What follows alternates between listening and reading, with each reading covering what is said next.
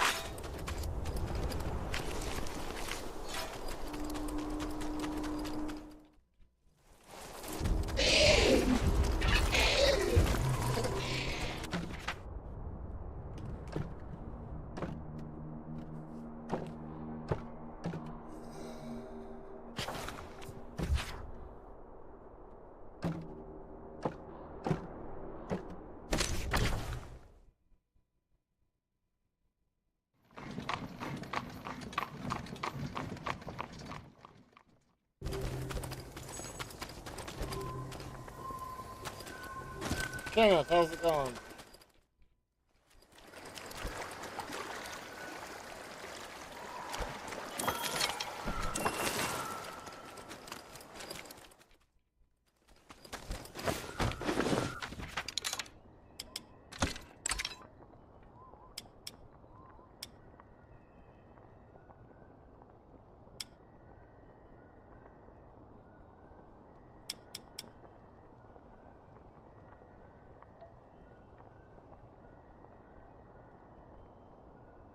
Okay, I need to drop off the carrots and the tea bag.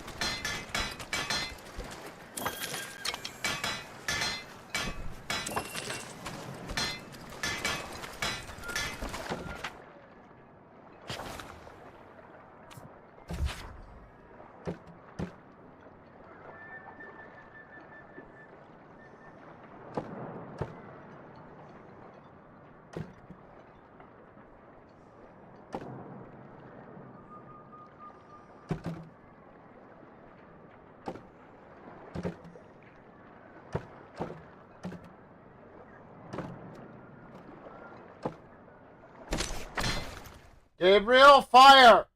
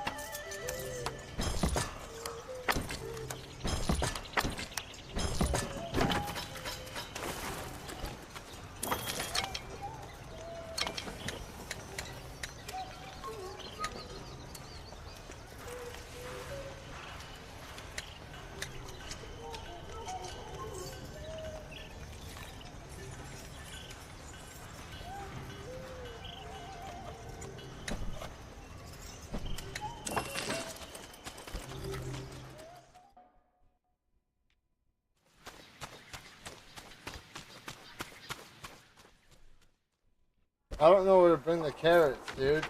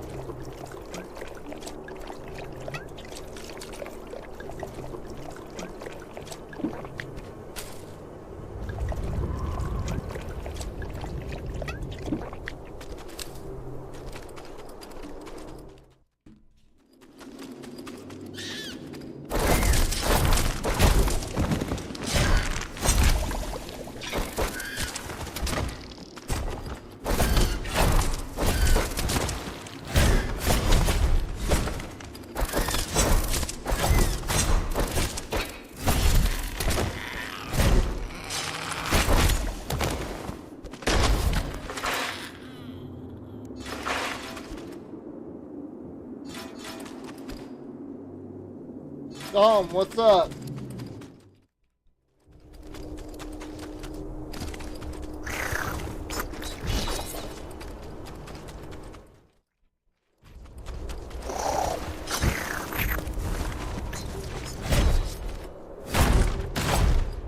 No, I mean, I bought it, but it won't be here for a couple of days. I bought the collector's edition. Bro, where in the hell are birds and death marches?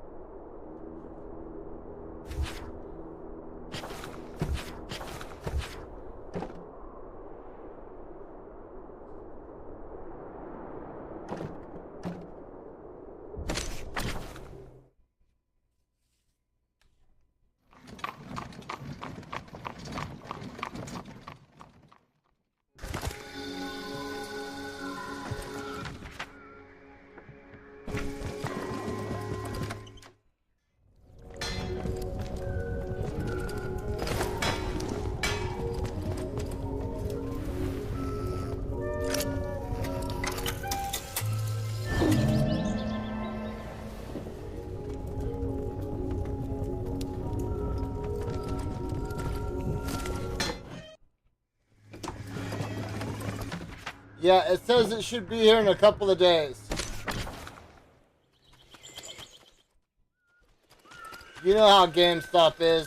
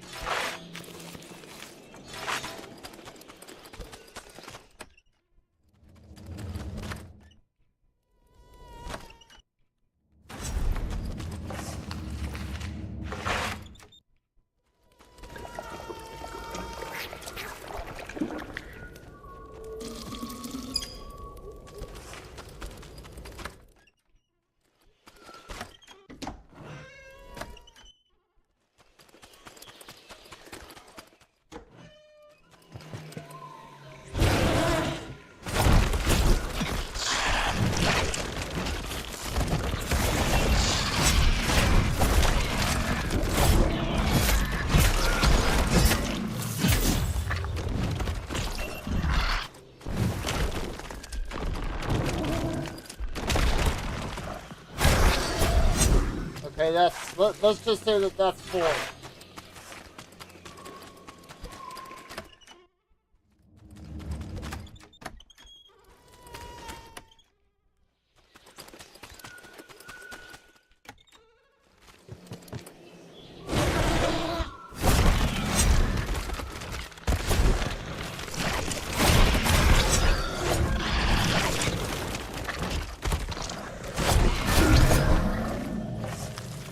That's 6.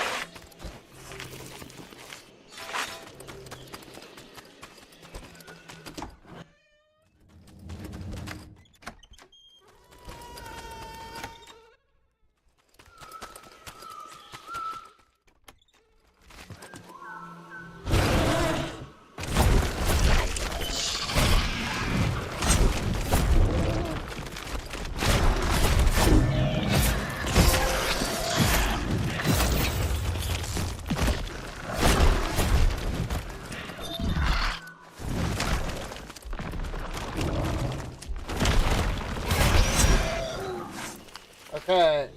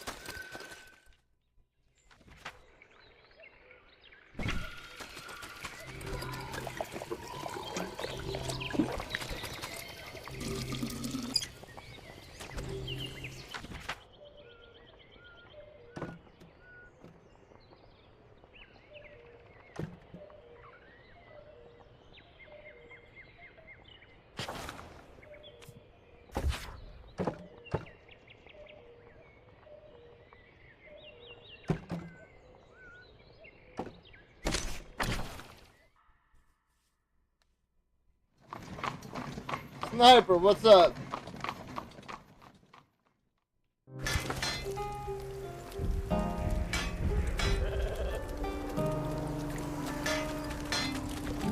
Yeah,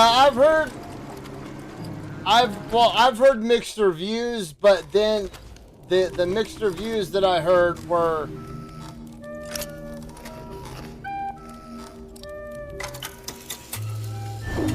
I don't know.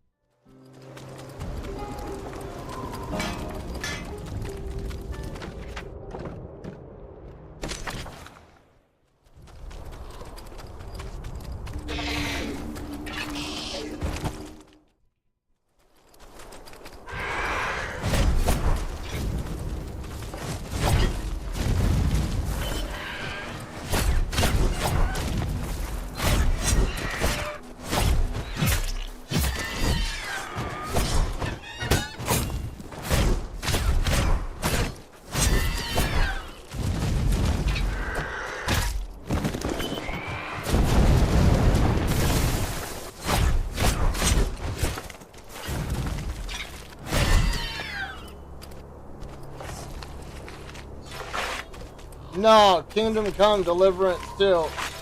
Or Kingdom Come 2 Deliverance.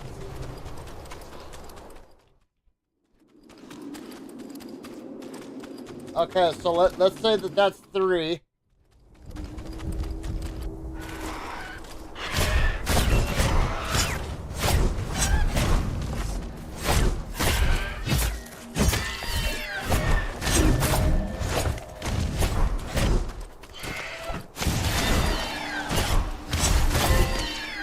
Alright, there we go. Okay, all of those are done.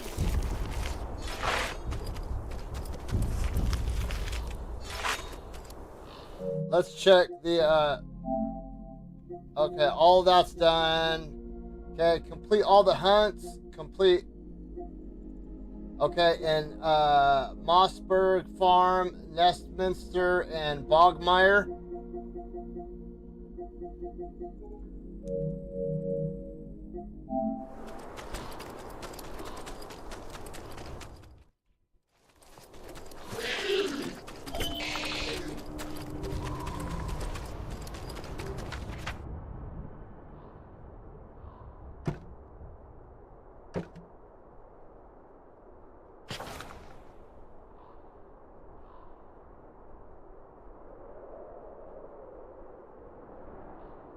Wait, so what the generalization seems to be is it's an improvement upon very complex systems already in place.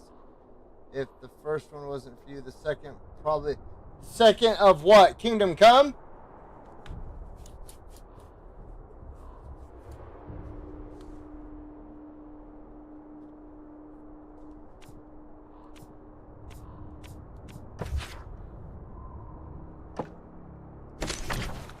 I never played the first one, so I don't even know what kind of game it is.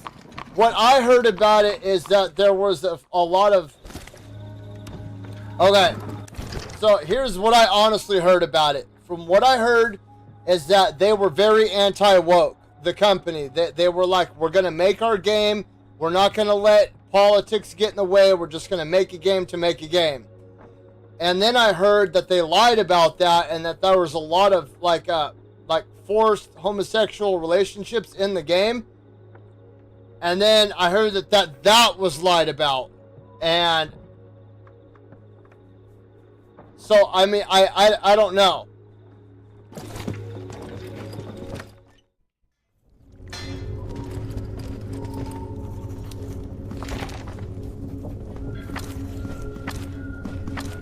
To be honest, I'm not going to touch Avowed. I don't want anything to do with that game. That game, the owner, the creators said some shit publicly that I'm not okay with. And I can't support that game.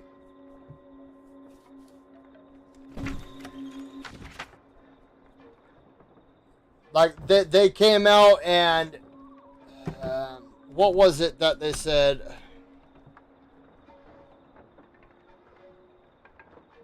they pretty much started getting like political, and they started saying that if you supported a I don't like they started getting like extremely political, and then they started sliding the other political side, and I don't support that in any shape or form.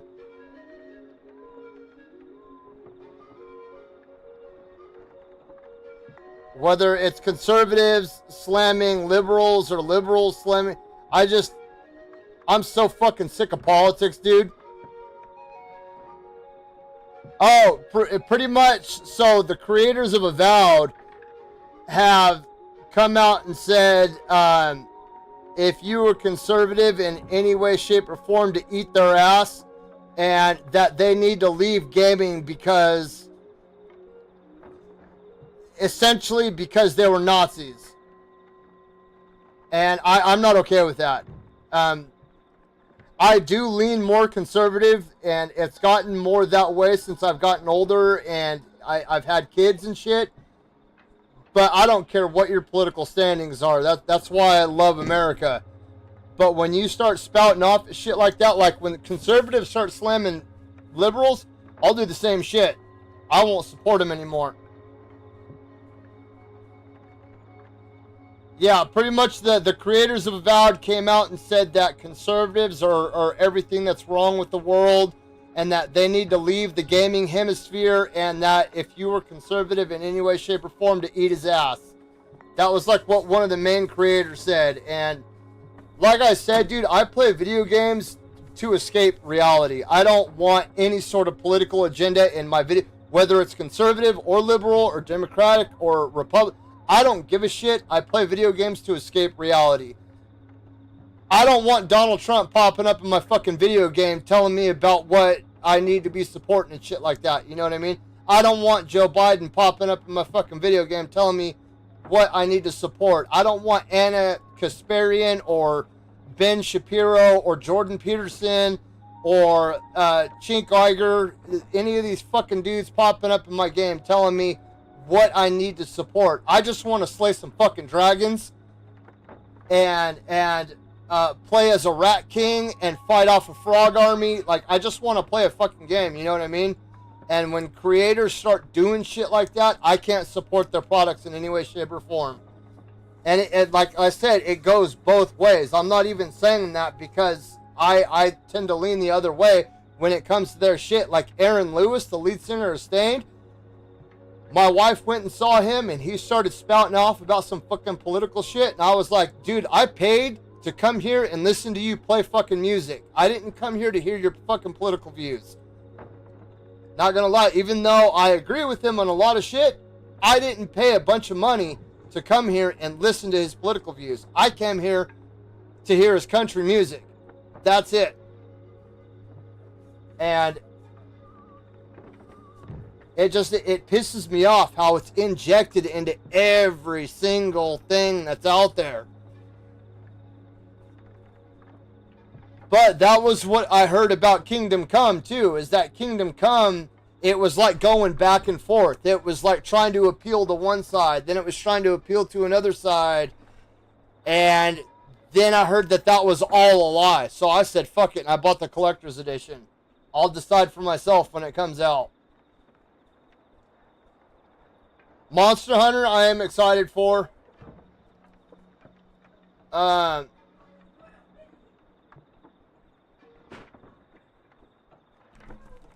Gabriel! Gabe! No!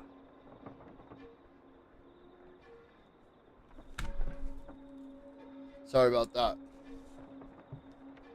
But that's also at the same time, that's why I respected games like, well, I didn't get too far into it, but Stalker 2. Stalker 2 was just a game about, like the Wastelands. And I was like, oh my god, like a breath of fresh air. It was a lot of fun, what I played of it. Monster Hunter, it definitely looks really good.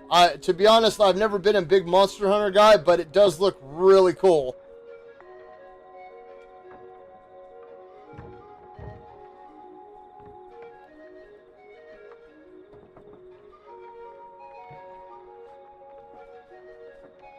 You didn't like Stalker 2?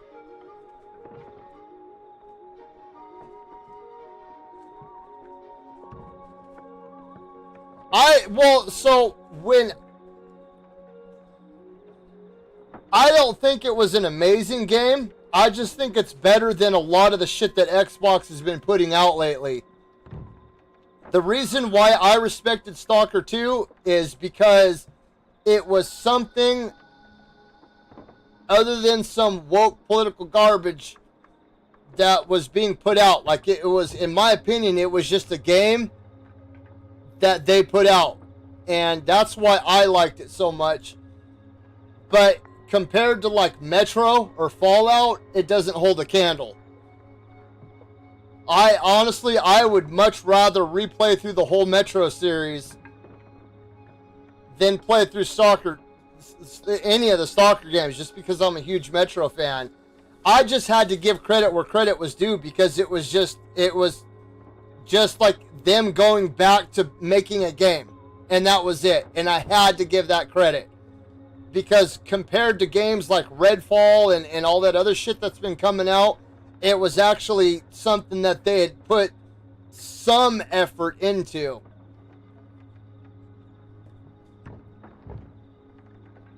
Well, the reason why is because Microsoft has a bunch of people working for them that don't like video games.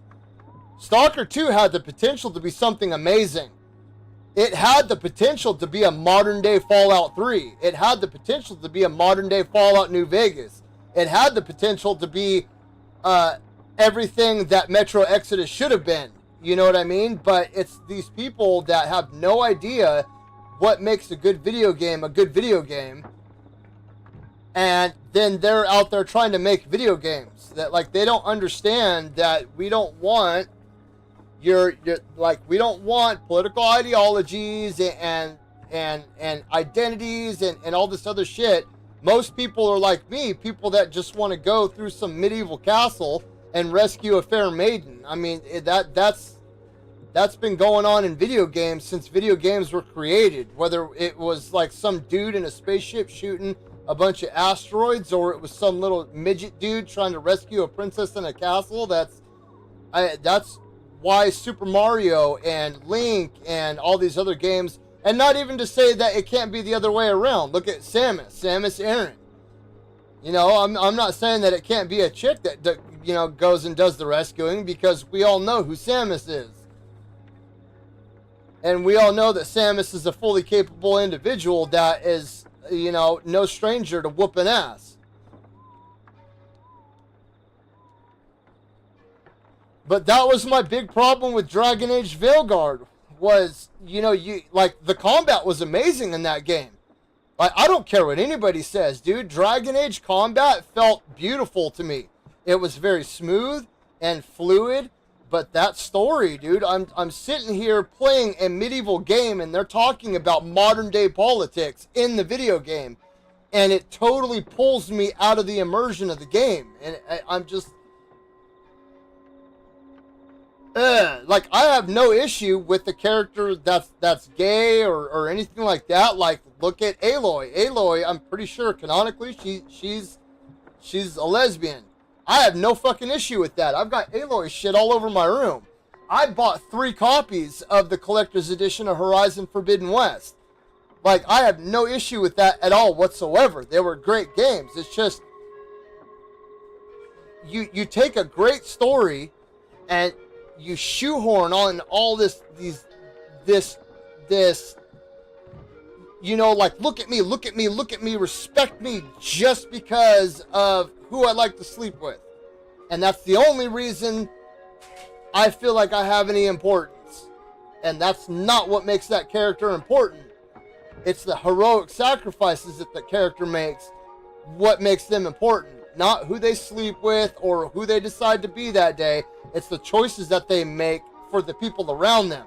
And that's why we love those characters so much. And I think that's the thing that modern day creators are missing, is that they're internalizing everything and they don't understand that it's external. It's what goes on around this character and the effect on the world around them that this character has.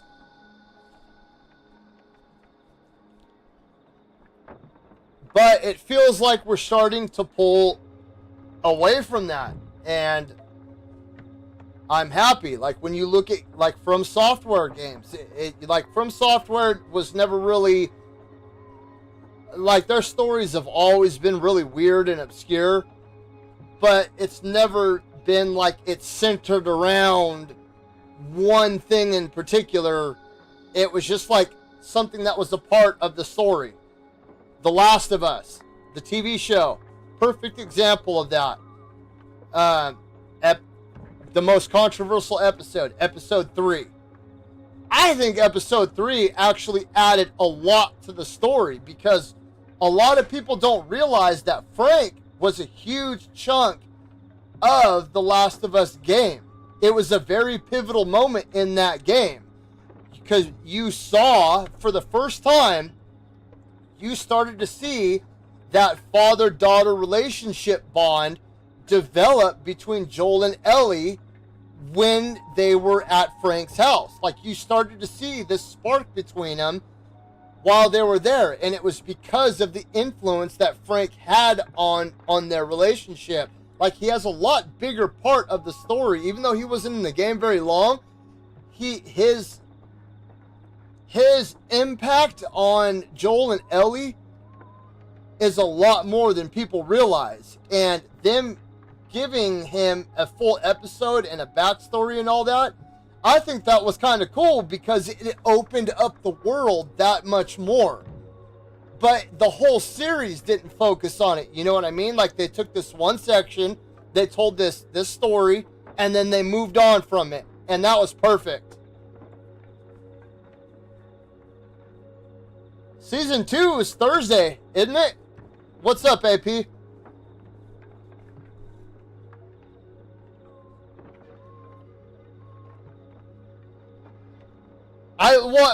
So let me walk that back a little bit. I don't think that they should have dedicated an entire fucking episode to their love story, but I do like the concept behind it, because I am a firm believer, and this is why I support The Last of Us 2, the game. I fucking hate that game, but I appreciate what they were trying to do with that game. The only reason I hate that game, 2 reasons: how they treated Joel, the character, and Abby. And the only reason I don't like Abby is because you're telling me that in a post-apocalyptic environment, this girl, this female, achieves a body that most men can't even achieve? Come on. Like, that was my issue with that whole thing. I don't care that, you know, she was like physically fit or whatever. It was just the fact that she was like, I snap your neck. You know what I mean? Like, bro, there are dudes that bust their ass off that can't even get a body like that. And men are naturally prone to build muscle. You know what I mean? It's been that way ever since we were fighting off fucking mastodons and shit.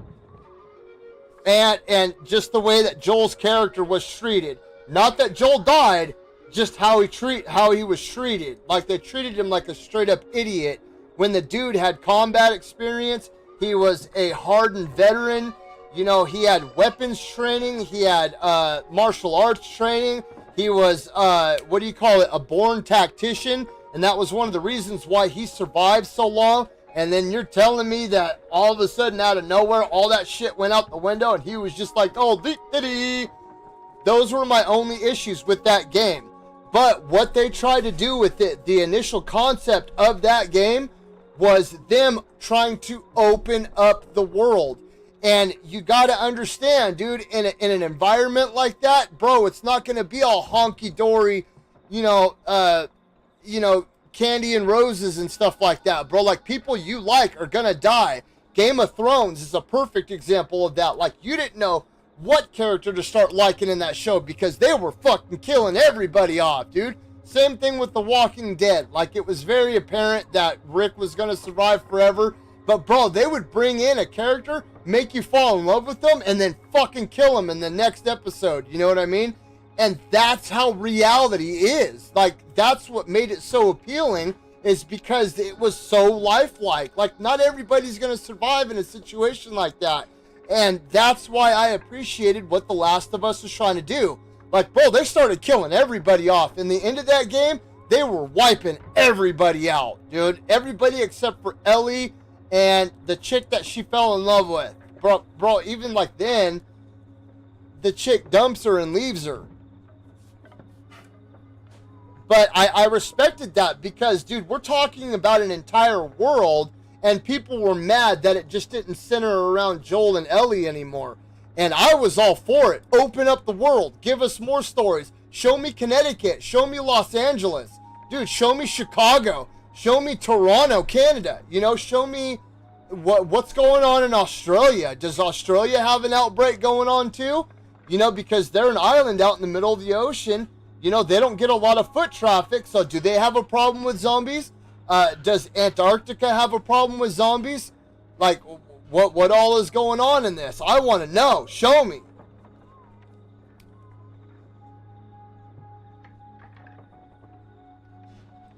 I mean, my point, yeah, there are women that are that big. But not without the help of steroids. I guarantee 110% those girls are using some sort of HGH, steroid, or filler. I guarantee it, dude. Because it is impossible for women to get that, especially a Midwestern American Caucasian woman. I could maybe see some Amazonian woman, like out in the middle of the jungle somewhere. You know, there's just like some, you know, because there are women that are like 9 feet tall and 8 feet tall, and there are women that are 2 feet tall. I'm not saying that there can't be an exception to that rule, but you're telling me that this Midwestern American chick in a post-apocalyptic environment somehow got that big without steroids, when there are women that work for years professionally and can't even get that big without steroids. Like, you're fucking lying right now. And I do have an explanation for that, though. Her dad was a doctor. Her dad did run a hospital. She could have had access to HGH, steroids, or something else along those lines. And I think that that is a valid explanation for it, but nothing like that has ever been confirmed.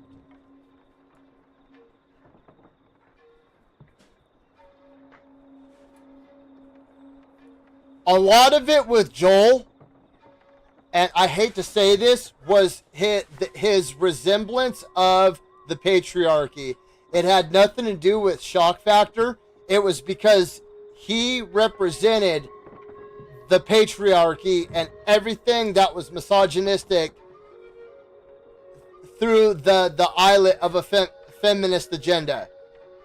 That's all there is to it. If they wanted to do shock value, they could have killed off Tommy, and it would have been just as shocking. Because Tommy was a very beloved character. They could have killed off Tommy's wife. They could have made Tommy's wife pregnant and then killed her off. You know what I mean? It was just, at the time, it was like the height of hashtag Me Too. And if you were a white Caucasian male, you were automatically the enemy, and you were misogynistic, and you were a member of the patriarchy. And Joel, as a character, initially was a pretty conservative type of dude. Construction, military, that was the way that he was portrayed. And that's the patriarchy. We can't be having that. You know what I mean? It's the same. It was the same thing that happened with She-Hulk and how they treated Hulk in that show, and how they treated Daredevil in that show. And it was the same thing with Captain Marvel and how they treated all the male characters around her. Like Nick Fury, one of the best Marvel characters of all time. Samuel Jackson's Nick Fury, by far one of the best characters in a movie ever. I fucking loved Nick Fury as a character. And then all of a sudden he's in Captain Marvel, and he's just this like mumbling, bumbling idiot that gets scratched up by a cat. You know what I mean? It was, at this time in the media, you could not have strong, independent men around the women that they were trying to portray, because it took away from the women. There's a name for it. It's called the shit, what's it called? There's an actual name for it. It's crap, I can't remember it, but it's the same reason why Luke Skywalker got the treatment that he did. Dude, they dumped Luke Skywalker's character into the ground. And it's because the Mary Sue effect. That's not the word I was thinking of, but it's any sort of male, okay, perfect example. When Black Panther 2 came out, dude, I watched video after video after video after video after video of a ton of different women, not just black women, but white women, Hispanic women, going, what the fuck? Where's the strong male role model for my sons? I took my sons to a superhero movie, and now all of a sudden, all the men are evil and fucked up and corrupt and all this other crap. Like, what's this? Dude, I watched hundreds of videos of women that literally walked out of the theater with their sons because they were like, we took our son to a superhero, especially like black women. I watched a lot of videos of black women that were like, bro, Black Panther was ours, you know what I mean? And you're taking that away and not replacing him with something else of equal value for our sons. And dude, I watched a lot of videos of people that were pissed off about that because they felt like they had nobody to bring their sons in and have them idolize. And not idolize, but relate to. Like Nick Fury got shoved in the shitter. War Machine got shoved off to the side. Captain Falcon got pushed off as like a side character, which really pissed me off because Falcon in his own right was a badass character. But it was just video after video after video of, you know, where are these strong male role models going? And same thing with Hawkeye. Dude, Jeremy Renner's Hawkeye was getting pushed aside for a fucking 14-year-old girl that all of a sudden was 10 times better than he was. Like, bro, what the fuck? What? What? Bro, he was a trained CIA assassin. And you're telling me this teenager is better than he is? Get out of here, dude. Dude, get with that shit. What is the name of that? There's an actual name for it where it was like, if there were men in a movie, they either had to be the bad guy, they could not be in power over a woman, or women could not derive their power from said man. There's an actual name for it. It was a category of things that had to be followed for them to be like nominated for something or for them to fit into a certain category. It was, dude, this is going to drive me nuts. There was an actual name for it. Where women couldn't be shown struggling to earn their power.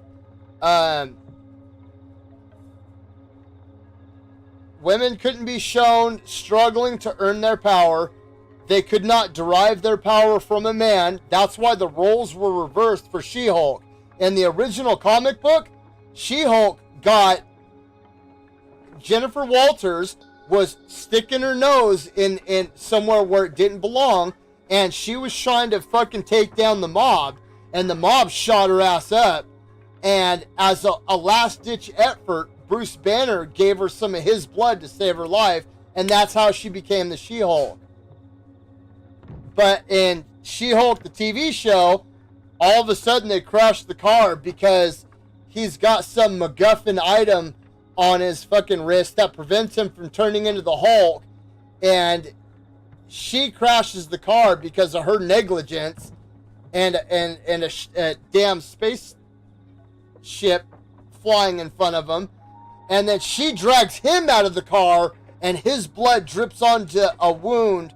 He's all fucked up with broken arms and all this other stuff. She doesn't have nothing but a scratch on her arm, and the blood drips into her as she's dragging him out of the car. That's what I mean right there. Like, everything was being flipped and all that. And like I said, dude, if you say something about it, you're a misogynist, you're homophobic, you're transphobic, you're racist, you're a Nazi, you're all of these other things, and you get put into this box of, well, you're just a misogynist that's a part of the patriarchy and that hates women. And I'm like, dude, Samus Aran, Lieutenant Ellen Ripley, Sarah motherfucking Connor, dude, like, we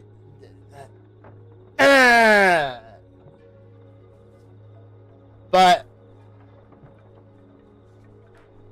I mean, in the end, I can't even remember why I said, why were we talking?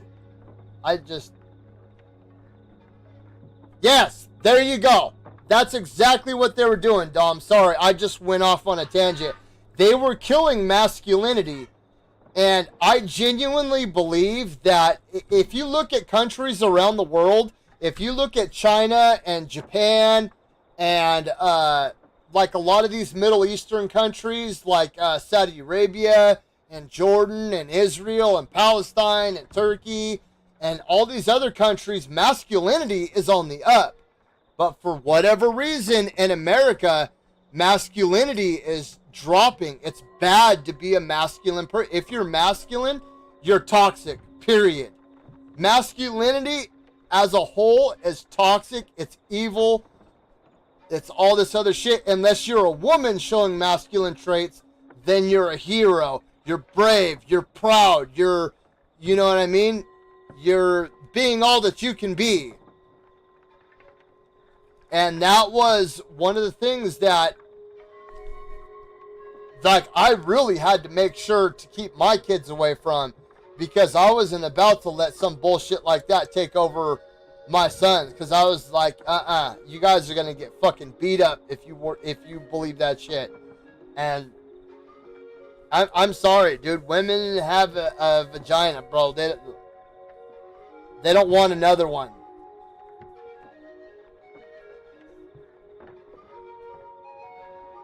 I have never legitimately met a woman that wanted a dude that cried in his bedroom to sleep. Like they say they do, but they always cheat on those guys. You know what I mean?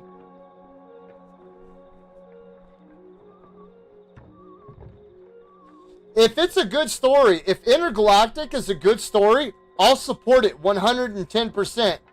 But if this chick is just badass just because she's a chick, I'm going to have an issue with that. Like, I have no problem with strong women. That's not an issue. Stellar Blade. You know what I mean? When I make a Soulsborne game, I typically make my characters female. A lot of times they end up looking like my wife.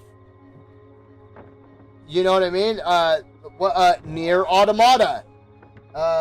What's another one? Dude, Ellie. Ellie as a character is a badass character. Tomb Raider. Jill. Jill Valentine. What else? April O'Neil, dude. I don't give a shit what anybody says, dude. April O'Neil is a fucking powerhouse. What else?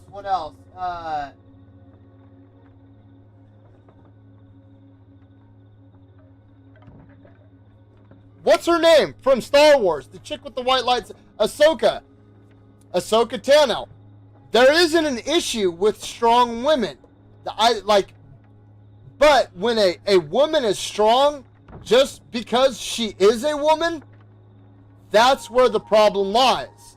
The Mary Sue effect. And I hate to revert back to this, but She-Hulk is a perfect example of that. She-Hulk was the show where, dude, we watched Bruce Banner struggle for years. Struggled with the Hulk personality. You know what I mean? He struggled with his intelligence. Dude, people around him that he cared about were dying left and right. Like, we watched this man go through pain and suffering to get to where he is. Jennifer Walters just is like, I'm green and I'm bad. But and I'm better than you. Like,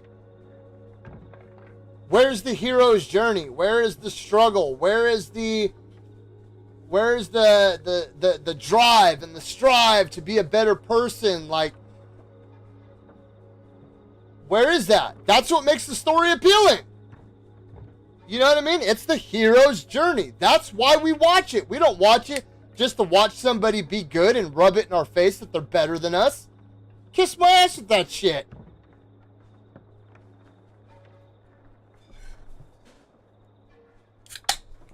I eat the chocolate crumble Oreo cookie today. It was, dude, all those cookies are good. Happy? What are you talking about?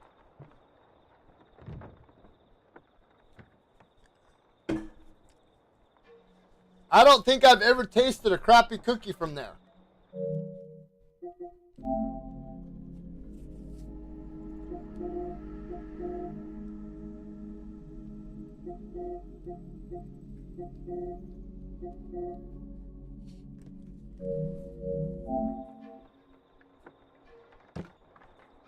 I think that's another reason why I like this game right here so much, the first one and this one, is because it's a story.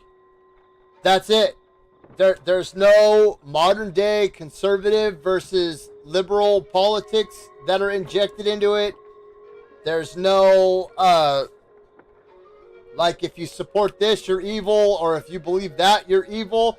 It's a story about a rat trying to protect his village against a bunch of fucking bats that are trying to kill them all. That's it. That's it. Reggie the rat isn't sitting down and forcing me to listen to 30 minutes of what his pronouns are. You know what I mean? He's not sitting down telling me why the Second Amendment is so great. He's not sitting down telling me that I'm a Nazi. Or, you know what I mean? He's just a fucking rat that's going through killing a bunch of bats that are trying to kill all of his villagers. That's it.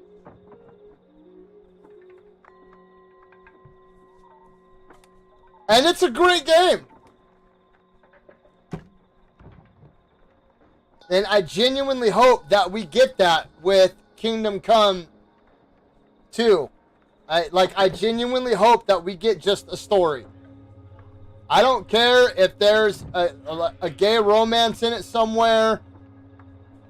Like, as long as it's a good story, dude, I don't care. I don't care. I don't care.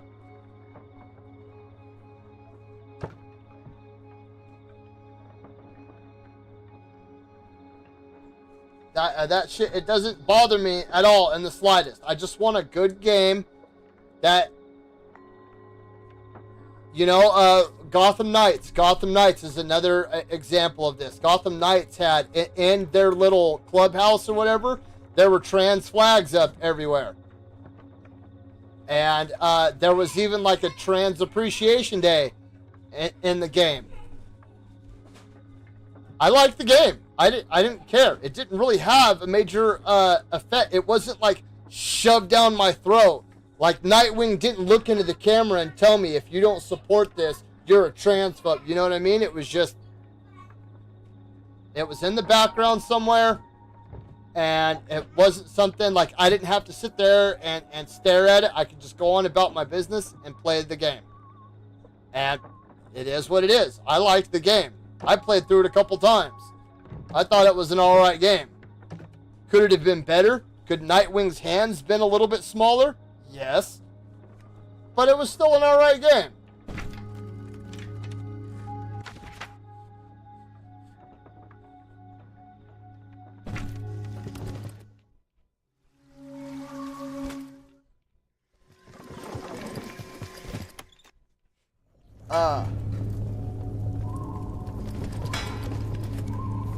There's quite a few. I mean, in the next couple months, though, let's see. We have Kingdom Come Deliverance 2.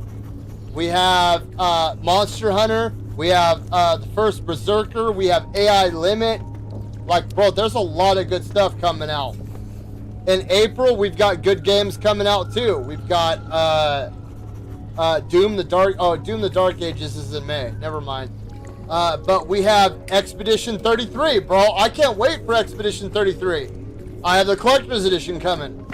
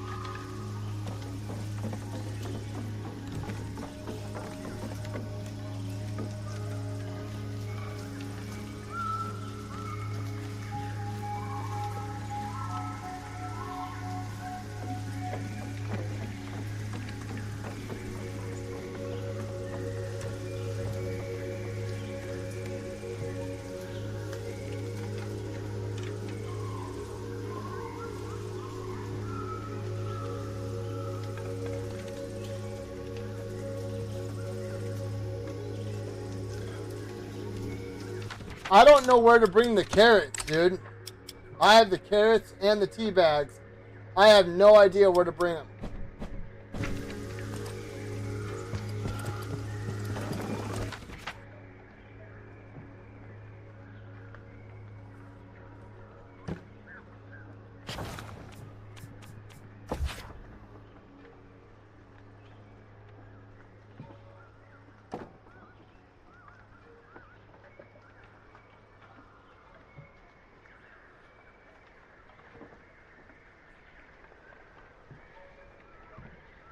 Wait, is Split Faction that game where it's the two girls and one's a writer and one's a graphic designer, and they have to team up to escape the environments that they're in?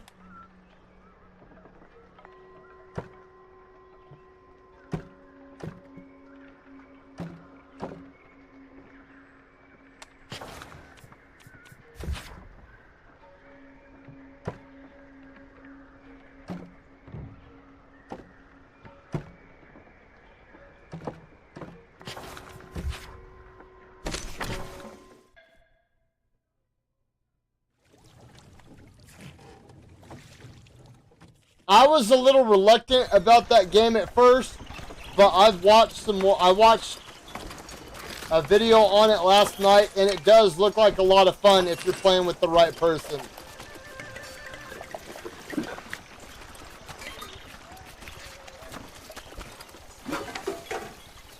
Bro, where do I bring the carrots?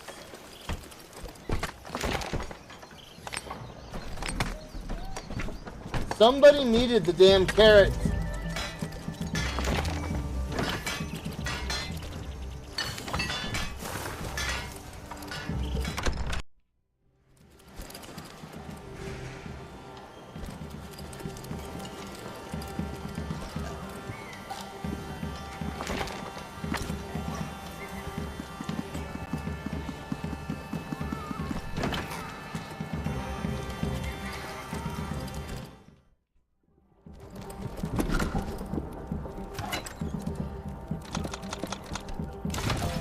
Honestly, the games that I'm most excited for this year are Where Winds Meet.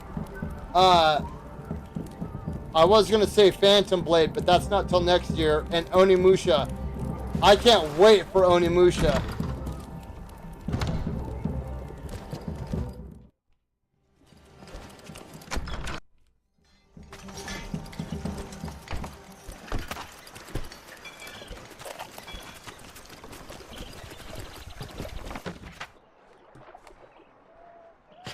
Dude, I can't remember where to bring this damn bag of tea.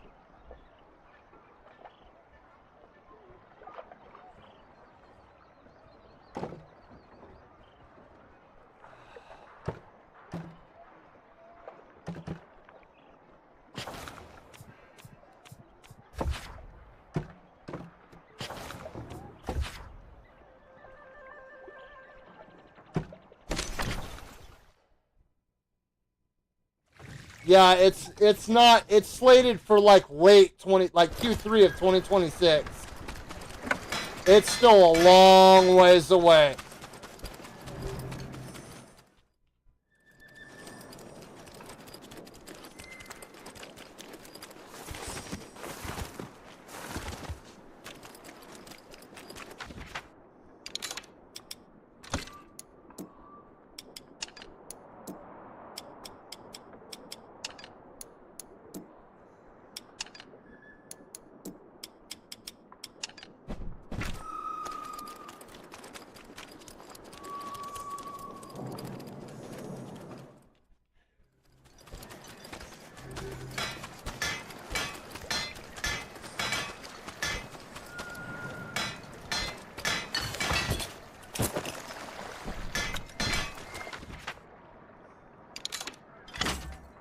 Okay, I have lightning. I have ice. I have poison, and I have fire. I wish I could get these ones built up. Okay, so wait, hold on. Ice, fire. I don't have electricity and poison.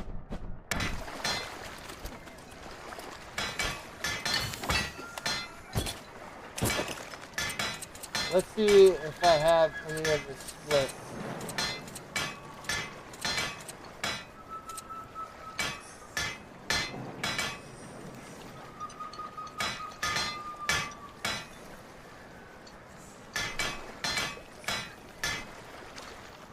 I kind of like that because it gives me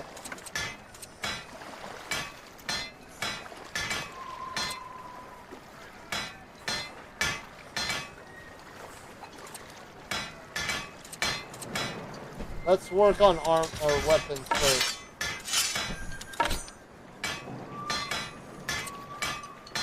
What did I need? Lightning and what? Lightning and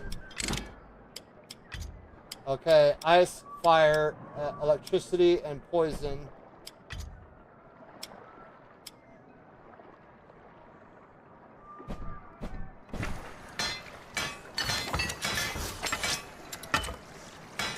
Electricity and poison.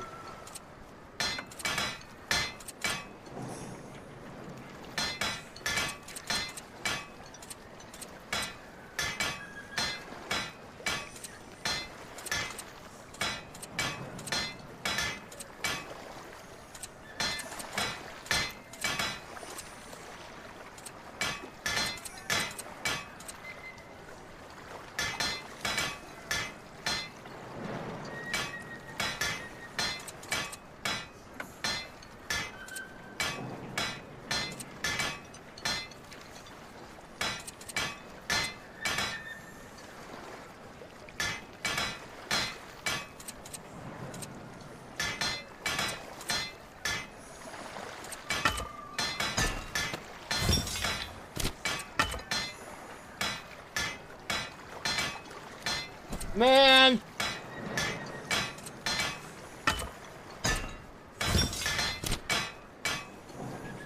Okay. And poison. Poison 31. That seems to be high. Yeah, let's do that.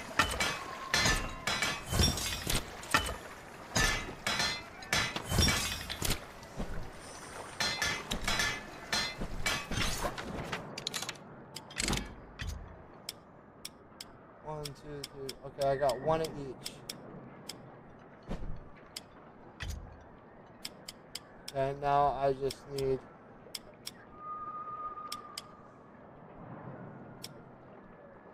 a better electricity one and a poison one.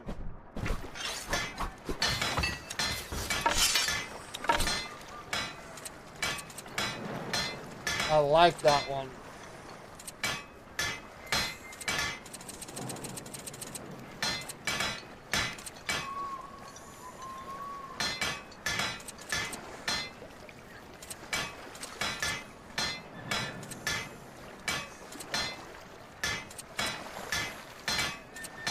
Poison.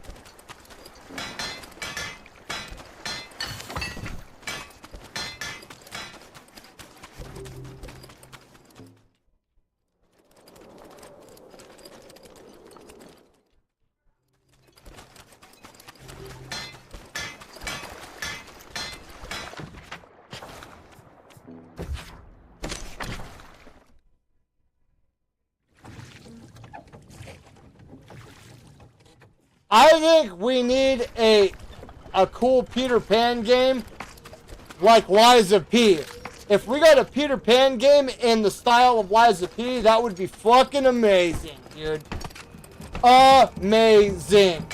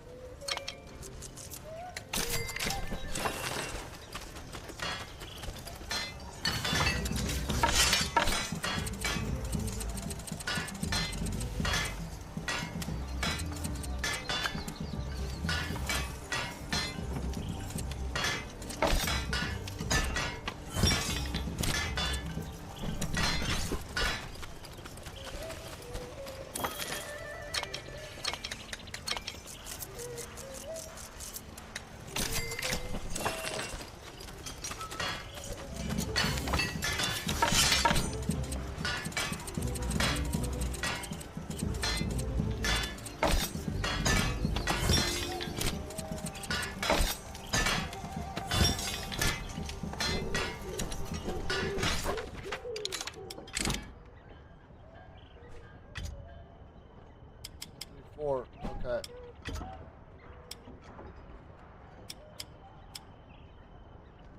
What is this?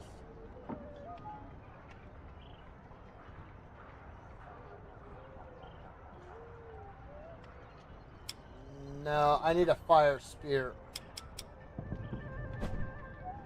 What is that one? Okay. Hardened TH Rift Spear.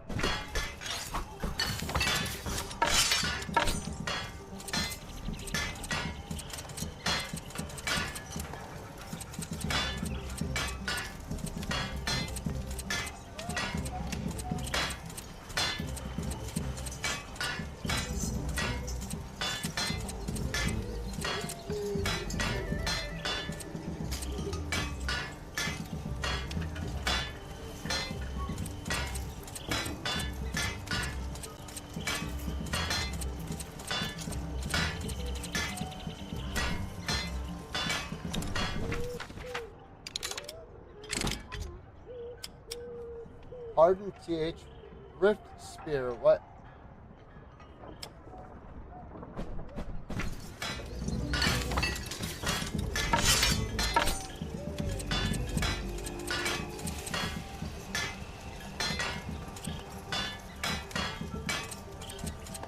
What is that one? Fire is at 26. What is this?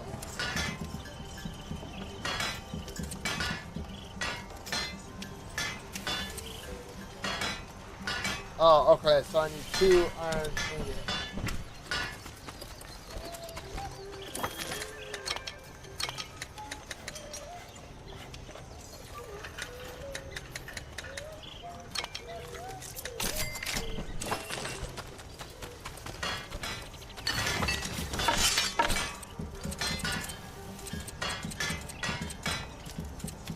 What is is that? That's 26 fire. This would be 27 fire.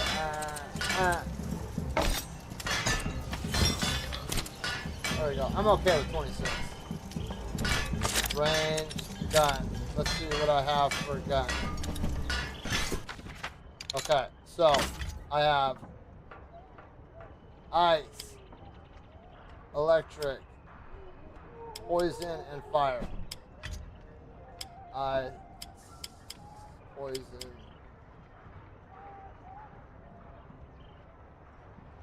Oh, I don't have ice armor.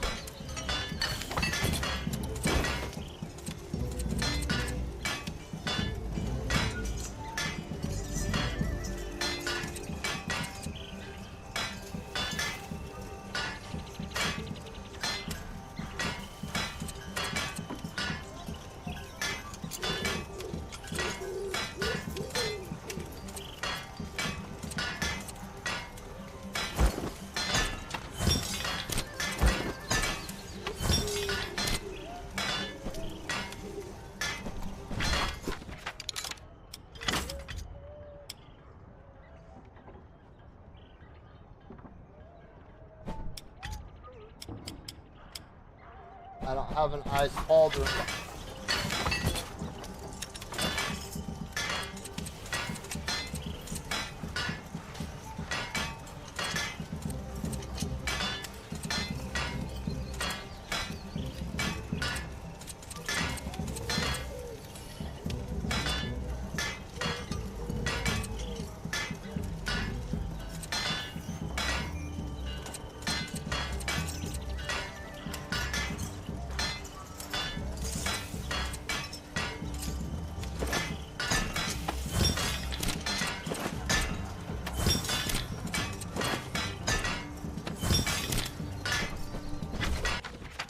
Okay. 1, 2, 3, and 4. Okay. Run.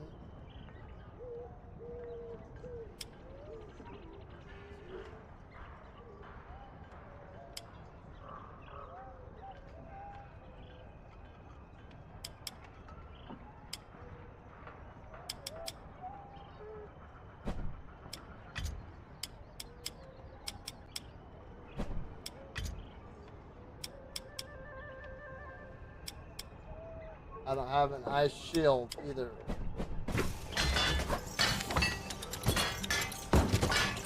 Ice shield. Ice is 15. Ice is 24. I like that. Wait, hold on.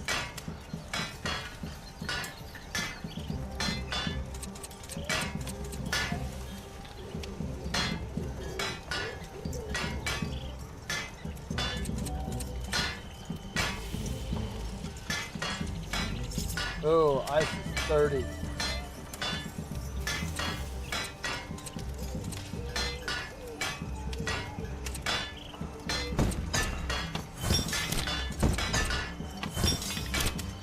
There we go. Okay. When do you go? I need to sell a bunch of shit.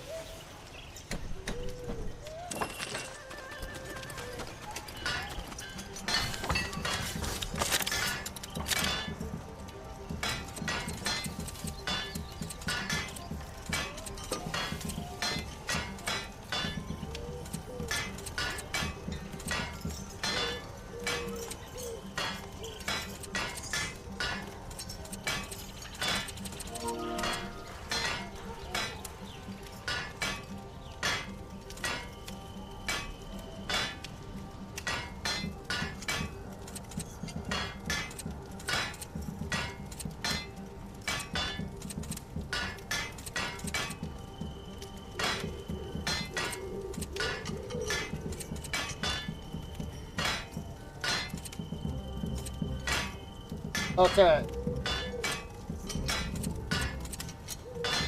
I need 16 iron ore, 2 iron ingot.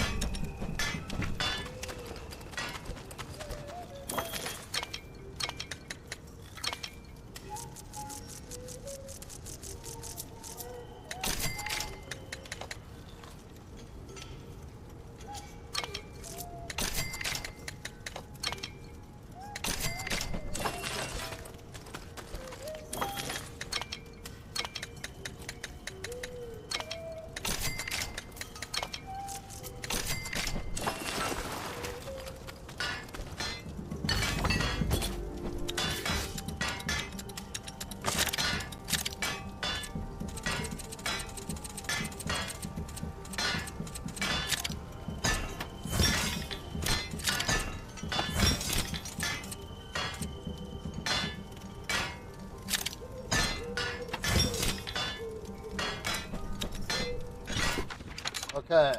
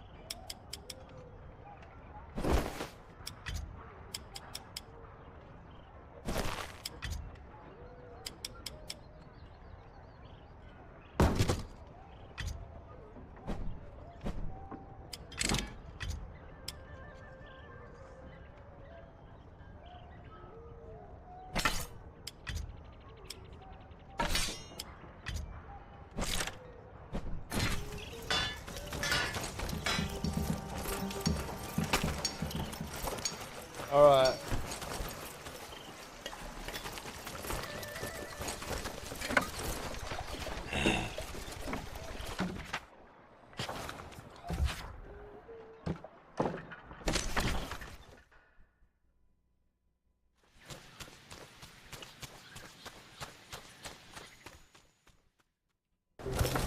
King Reggie's camp had creatures of every clan, armed and ready to fight. At its heart, Ertl waited. Arlo felt again the sense of safety at the turtle, and took it as a good omen. Ertl bellowed the order, and they felt the ground fall away. The ship lurched, as did the soldiers' stomachs. They held their nerve. Against the bats, they would need it.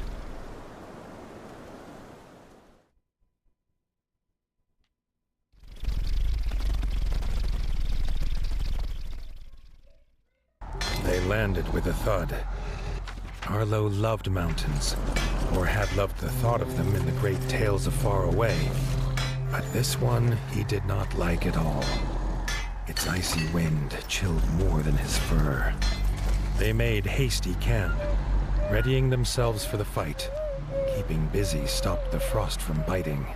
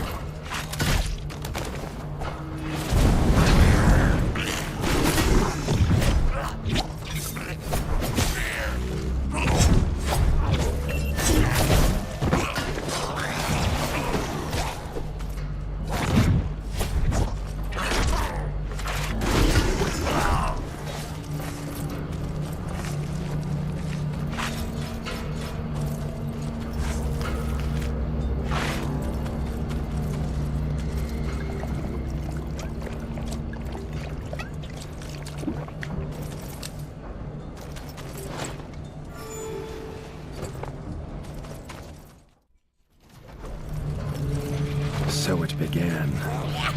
Side by side, the king and the warden hacked a path through the baths to the walls of Cauldron Castle. The way was shut, barred and guarded.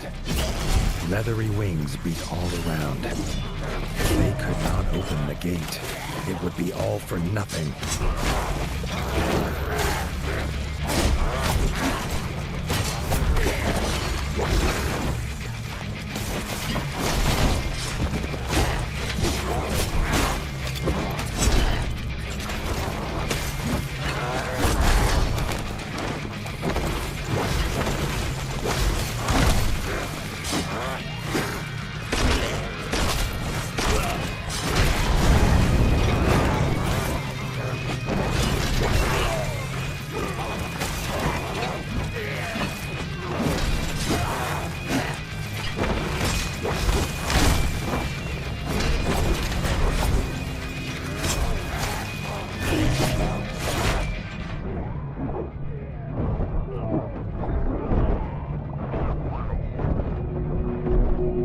Reggie sounded his horn. Out of the icy haze came Dennis, a barrel on his back, its fuse lit. The king had come prepared.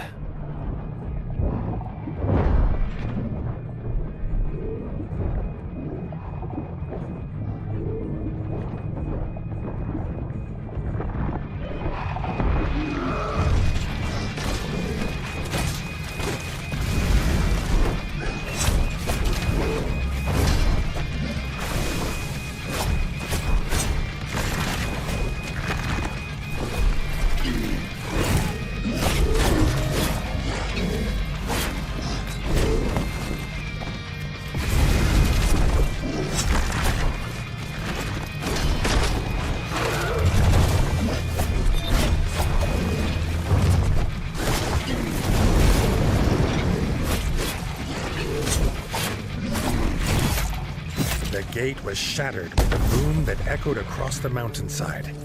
It was a hammer blow to their enemies' hearts.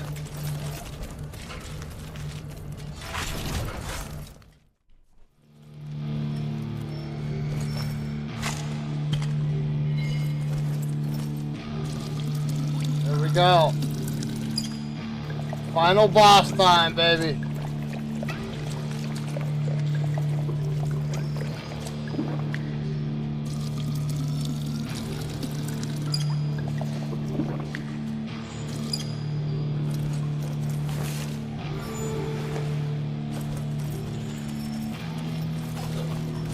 Inside the castle, they found themselves in the chef's store.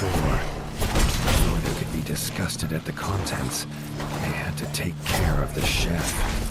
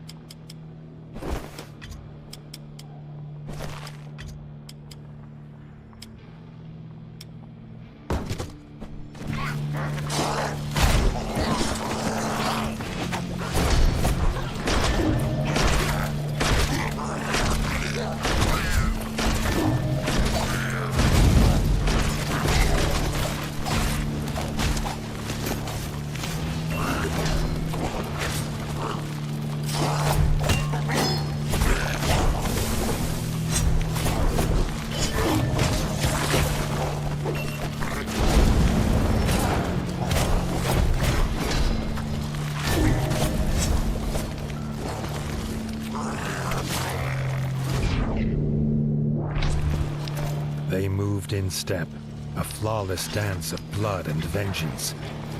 Neither knew that their own blood united them, but perhaps, just then, they felt it.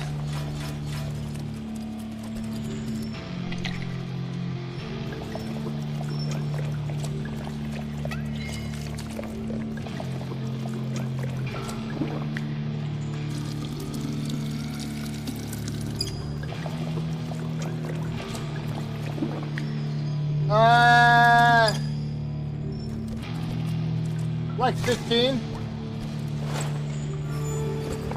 But you gotta remember, I also stopped and talked and shit too. It says that you can platinum the game in like 8 to 10 hours, and then even faster if you do it on easy mode. They stood together in fellowship, the clans of the Ratdom. Here they would make their final assault. Reggie raised his sword and issued the cry. Charge, army of the mighty Paw! Emerging through the mist at the base of Mount Cauldron, Arlo came upon the king, locked in combat. Count Kazakh and his undead Sky Scorcher. Arlo rushed to his side. But again, he was too late. The Sky Scorcher was gone, flying to the summit with the king in its claws. The despair took hold. Just then, he heard his friends fighting on. He could not abandon them. He stood tall. He would be their captain now, and they would follow, even under the shadow of Dark Wings.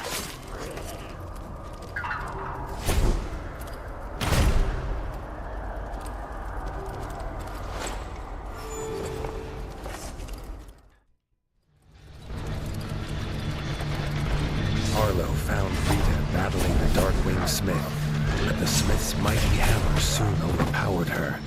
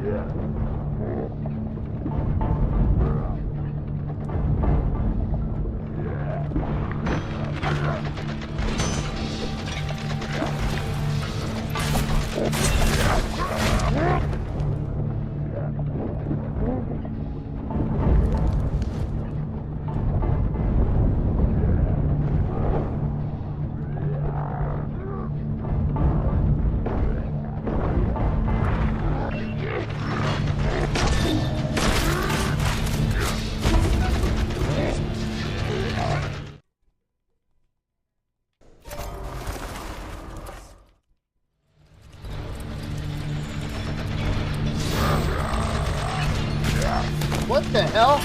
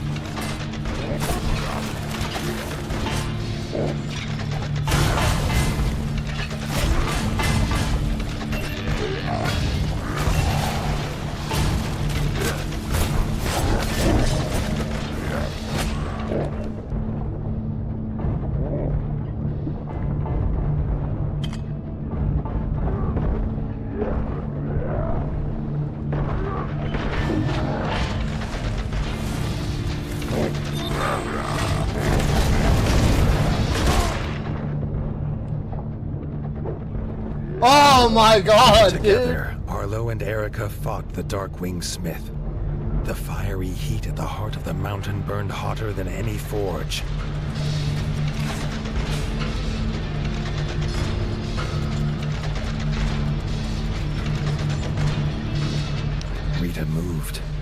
clutching to life. Arlo ordered Erica to take her to camp. He would continue alone.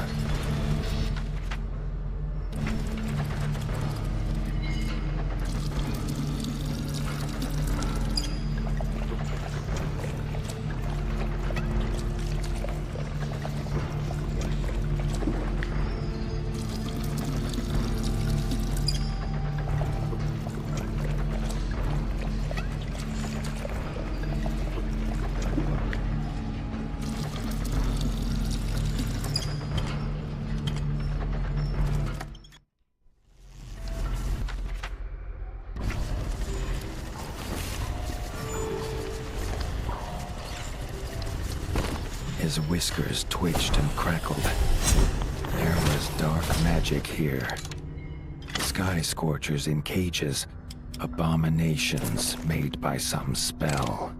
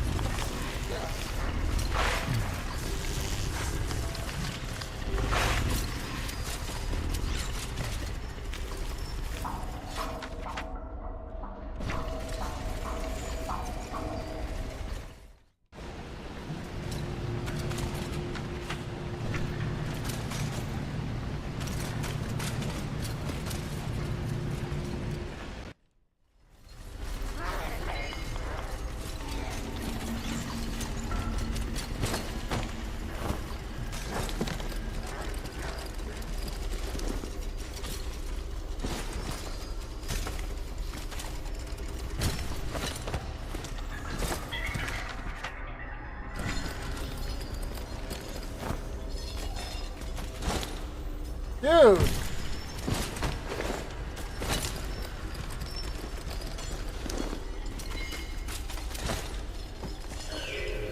What the fuck?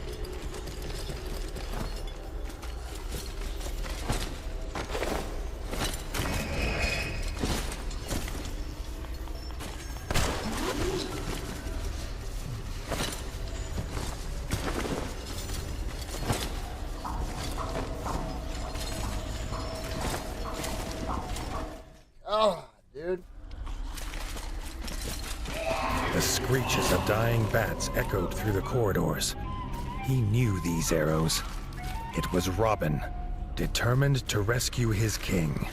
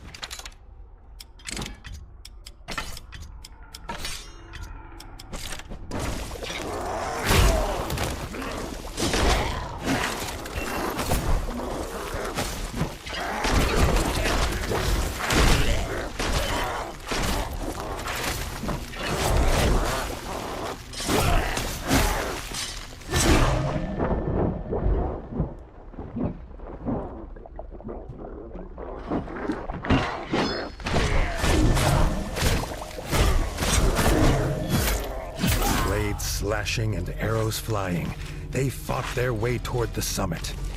Would the king be alive when they got there?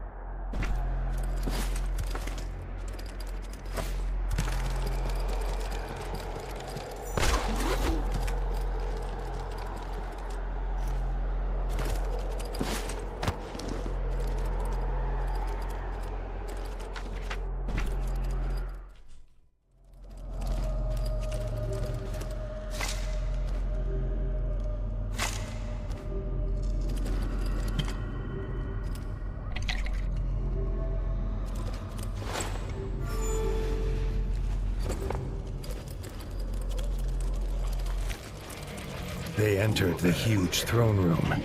They finally set eyes on the foul, laughing figure of Count Kazak, sat on his icy throne. Ertl kneeled exhausted before him. This pained the warden more than he could explain.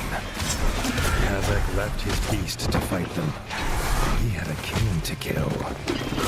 Marlowe and Robin fought with all they had, their hope driving them on.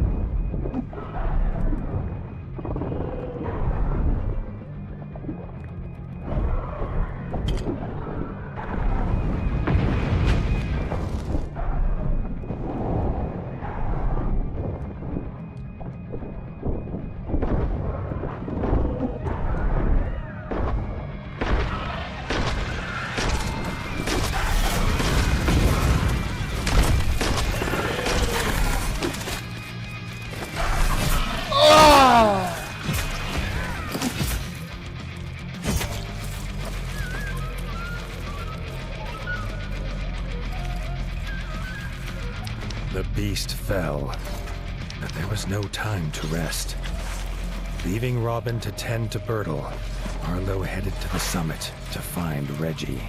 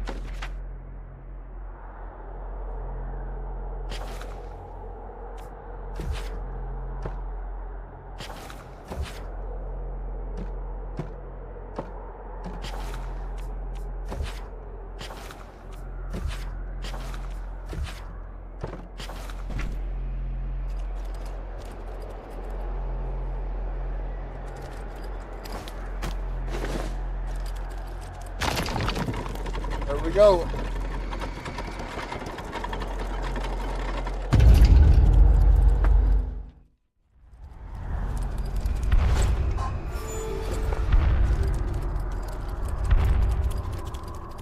The icy wind bit at his fur as he emerged on the peak. He saw, silhouetted in the mist, Count Kazak, and in his claws he held King Reggie, dangling over the edge. With a shriek of victory, the Count let go of the king and seemed to melt into the fatal mist. They flew into battle. The Warden and the Count's weapons clashed, echoing across the mountain.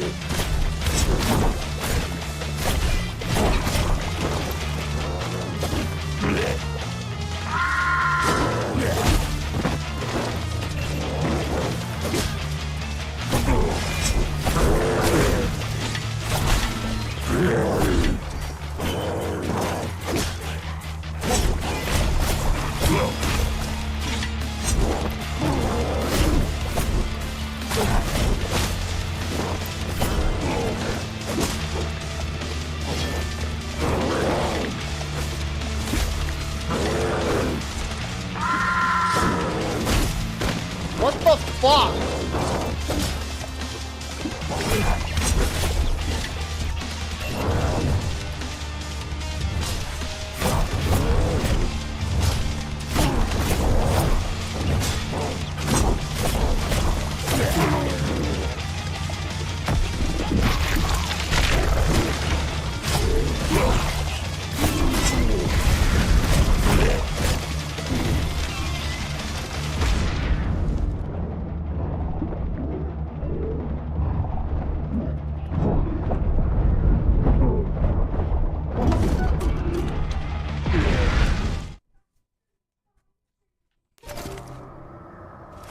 Okay, so as soon as he goes into phase 2, I need to switch to fire armor. Oh my god.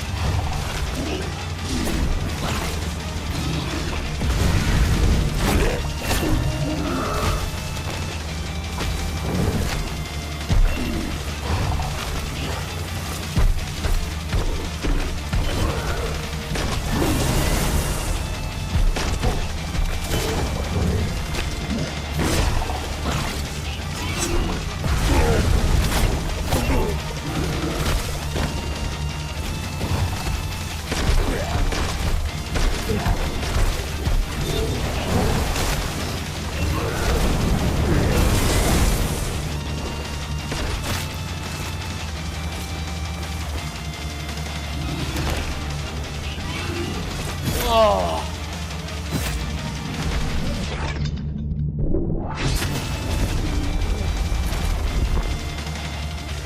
The Count's corrupted body fell heavy on the ground. Arlo rushed to the edge, calling for the king, but the only answer in the mist was the icy wind. The war was won, but Arlo could not feel the victory. He barely noticed his friends join him. The Fellowship bowed their heads in honor of their brave king. The tale of this war would be as much of loss as of winning.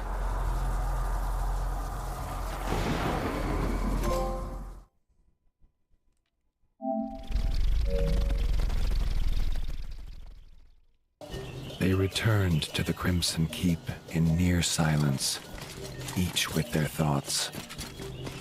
There would be no victory parades.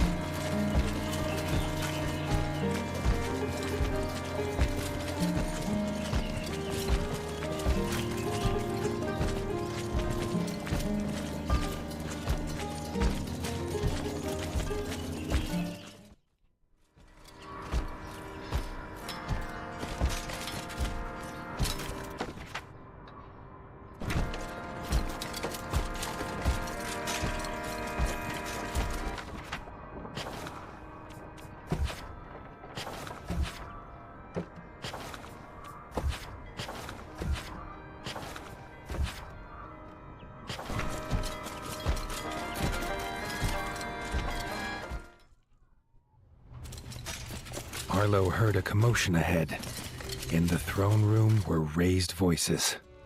Bertel stood in front of Reggie's throne, holding the crown, asking who should now carry this burden. Dennis barged forward to claim it. He was brother of the king. It was his by birth. Robin stepped forward and proclaimed that Arlo was rightfully king. Without him, there would be no kingdom to rule. He had proved himself on the peak. He was not alone. Leaders of the clans stepped forward and echoed their favor of the warden. Arlo objected. He had no claim here.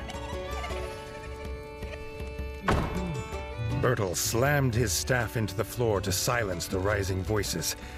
He had a secret to tell.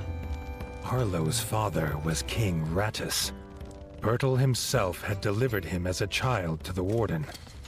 He had a claim, if he was willing to take it. Arlo felt the truth of it, and the paw of destiny seemed to push him forward to take his place upon the throne. Bertel placed the crown upon his head. The weight of rule was his now. Dennis had been forgotten in the shouts of joy from the clans. He raised his blade and swore vengeance. It was his birthright, and he would reclaim it from this usurper. Arlo set aside the warden and became the king. A new dawn broke over the land, bright and clear. The king sensed it would not last.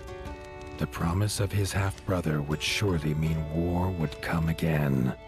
But that, as they say, is a tale for another time. Oh, we're gonna get a third one! Bow down!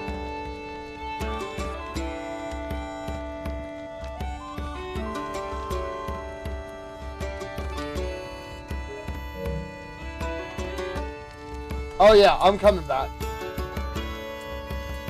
I'll probably come back with some First Descendant.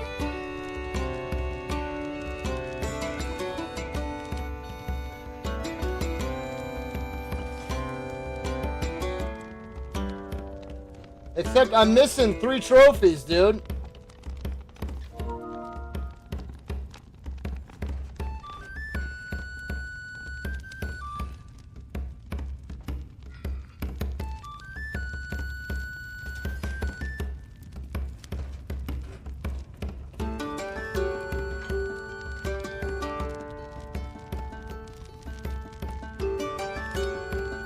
Come on.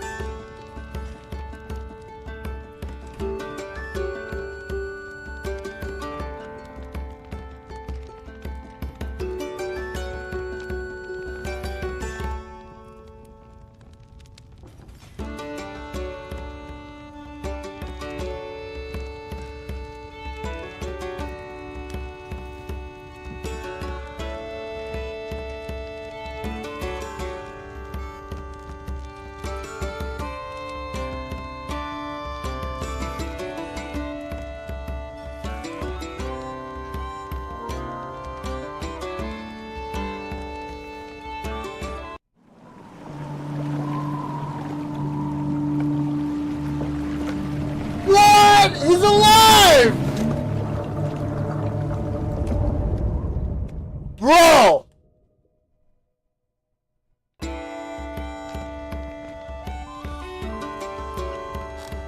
Dennis is gonna come after us.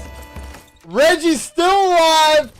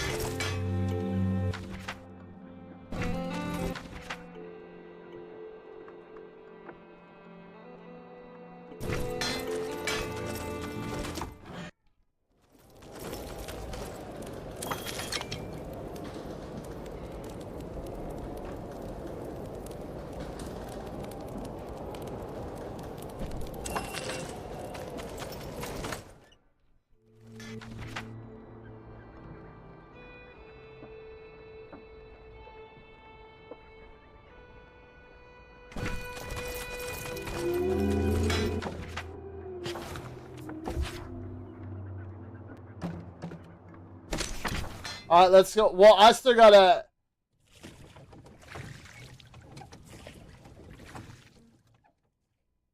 I don't know.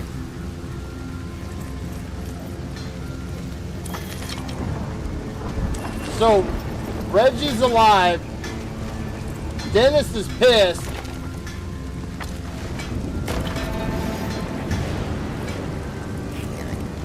Short Tongue was panicked. He had seen the Sky Scorchers arrive from Mount Cauldron and knew what this meant for the safety of Bogmire Forge. He asked Arlo to hunt the beasts and rid them from the rift.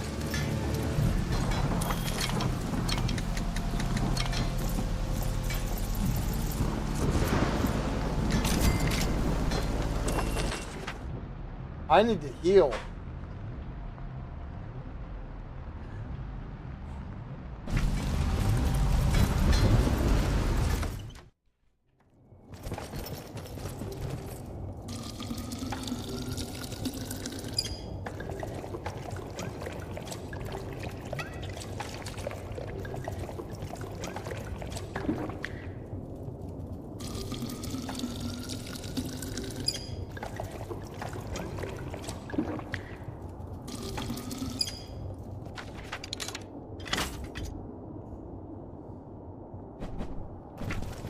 Dennis is Reggie's brother. He was the fat one that was stomping his foot just now because he was like, I'm supposed to be king, not Arlo.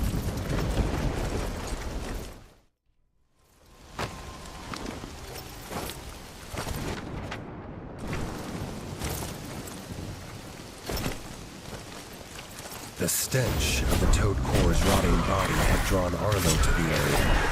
But it seemed like it had also attracted a hungry Sky Scorcher. Ice. Okay. Ice.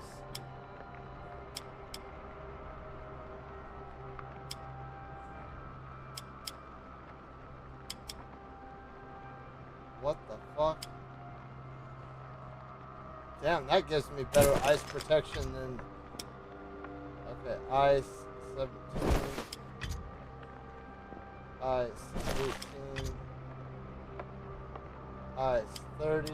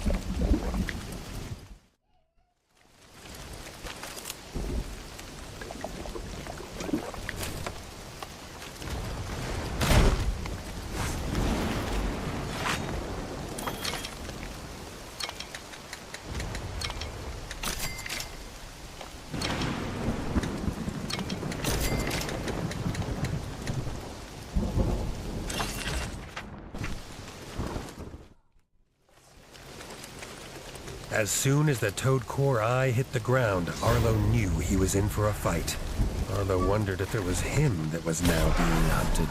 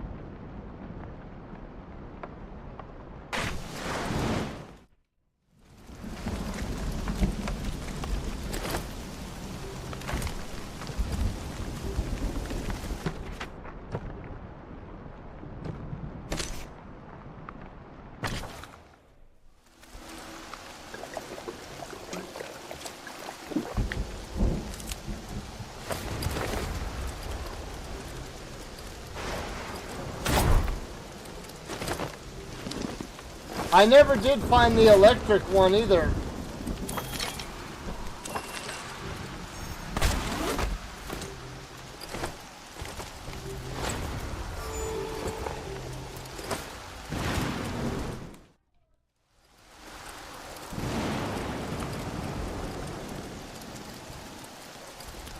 Arriving at the nest, Arlo was surprised to see a toad core, especially as they had become a favorite meal of the Scorcher. As the toad core scoffed down one of the eggs, it became very clear why it had been lured in.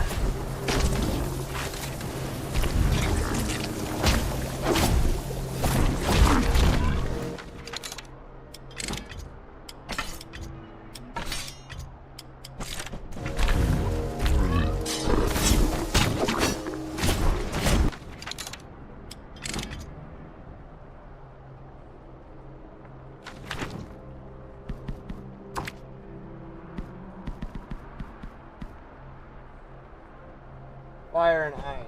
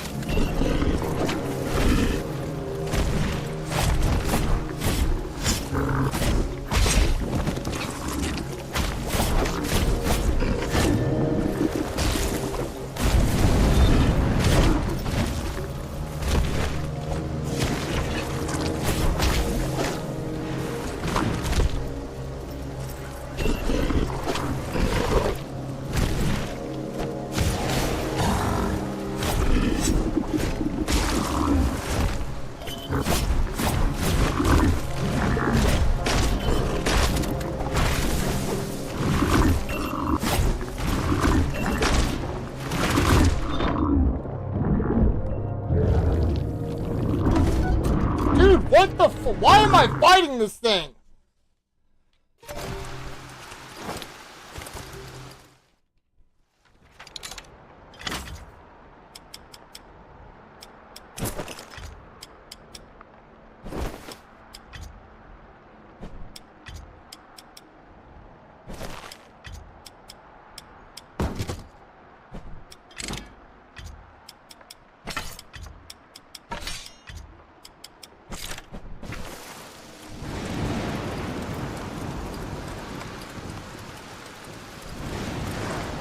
Arriving at the nest, Arlo was surprised to see a toad core, especially as they had become a favorite meal of the Scorcher. As the toad core scoffed down one of the eggs, it became very clear why it had been lured in.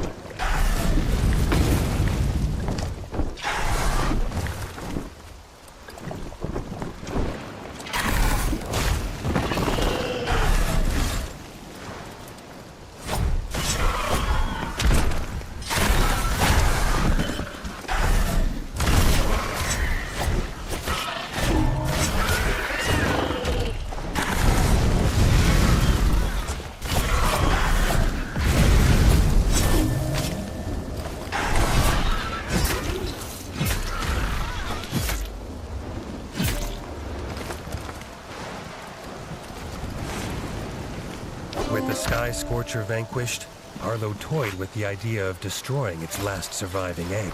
Okay, Deciding 2 more. to keep the egg, Arlo was sure it would be useful in the future. 2 more trophies.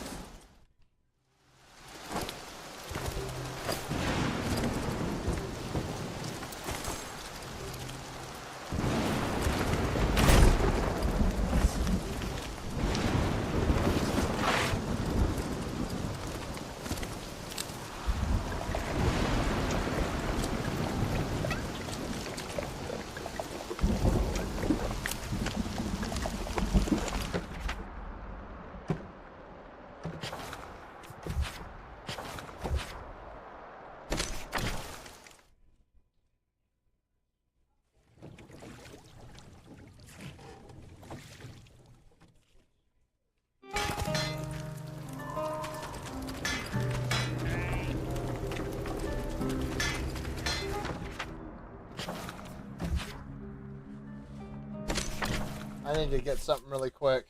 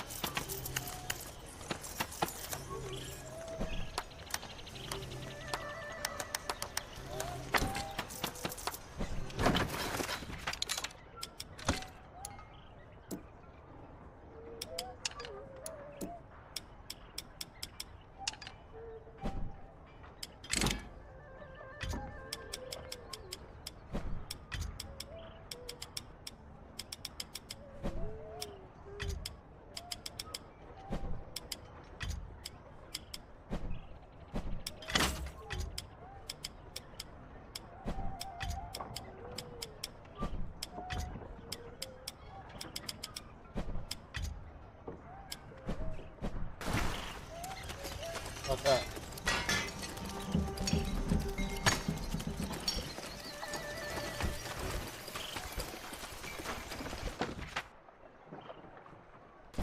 What the hell?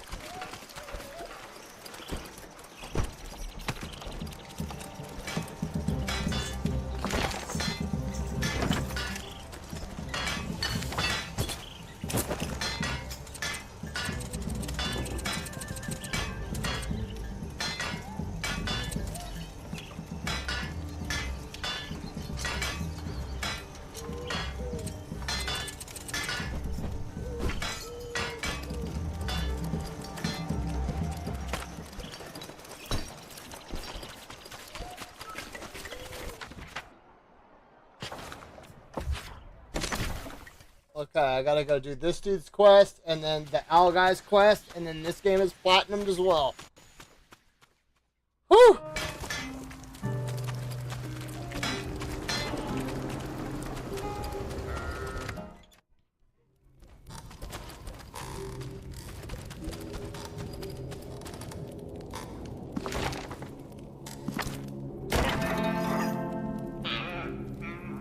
The Sky Scorchers that had escaped from Mount Cauldron had made their way to the outskirts. The farmers of Mossbelt Farm were worried for their livestock. Arlo knew better. They should be worried for their own lives.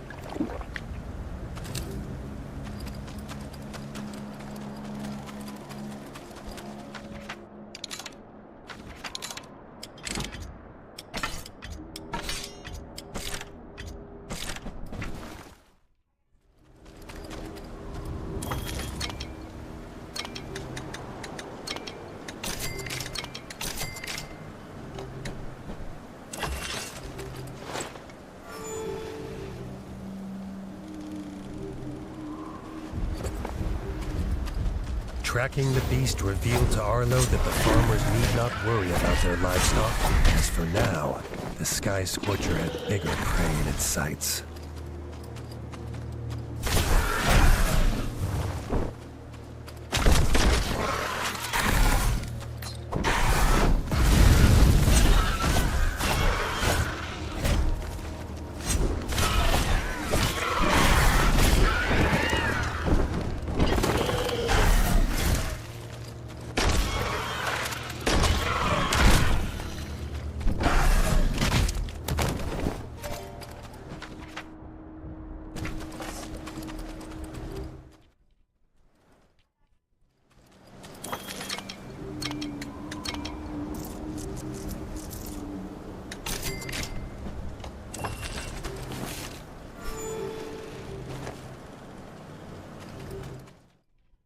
Now that the beast was injured, the sheep bugs were a prized snack. Arlo knew he needed to stop the Sky Scorcher before it barbecued the whole flock.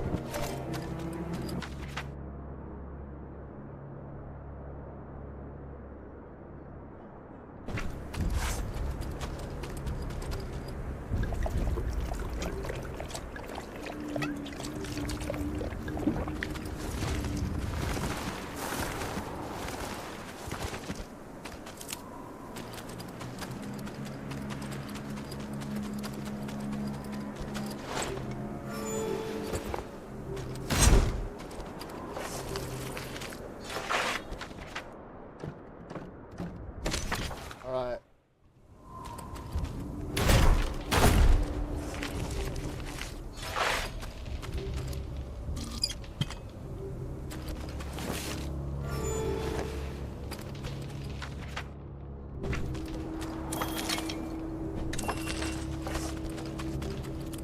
Let's go get this turd sack.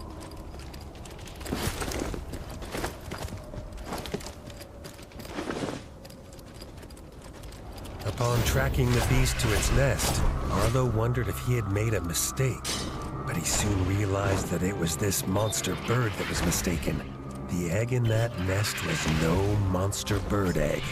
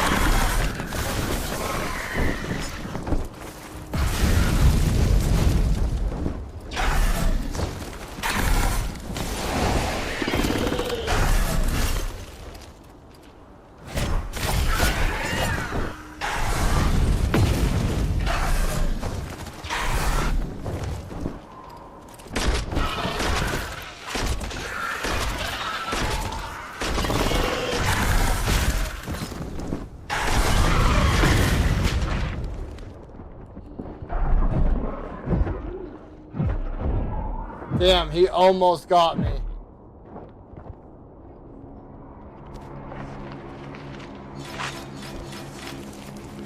The Sky Scorcher was defeated. Its singular egg gleamed in the nest.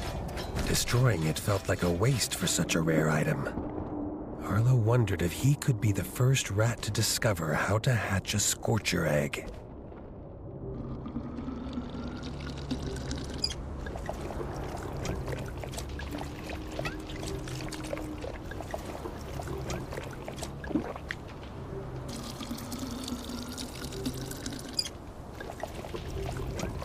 Bro, come on with the health filling.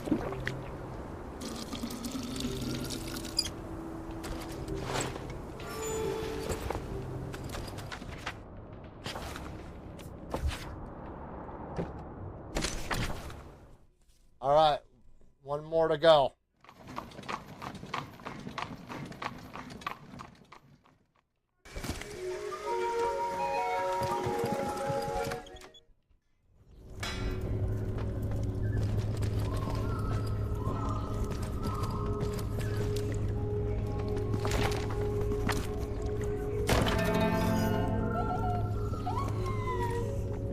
The owls of Nestminster were flustered.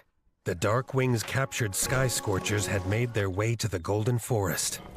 If they were allowed to nest in the forest, then it would not be long before they rendered it to a pile of smoking ashes.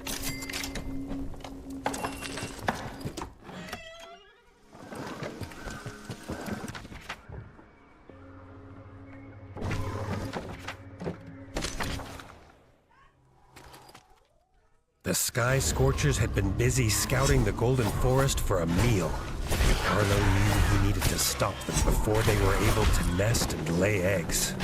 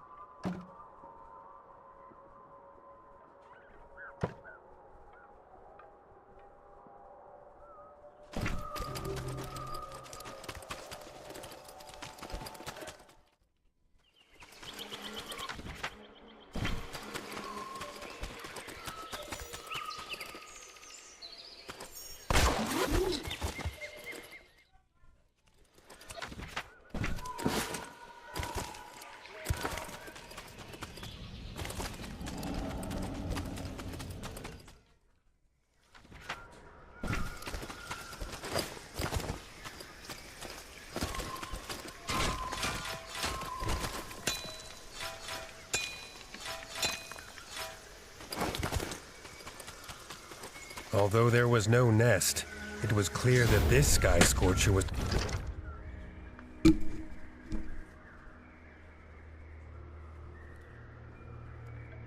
preparing a meal for its soon-to-hatch offspring. Although Arlo was too late for this owl, he was determined to protect Nestminster.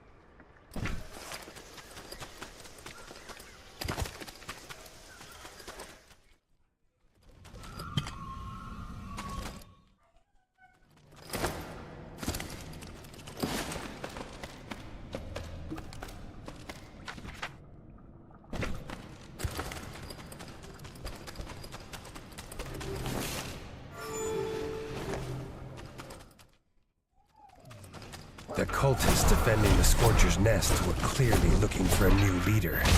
Arlo would kill 2 birds with 1 stone today. Dude!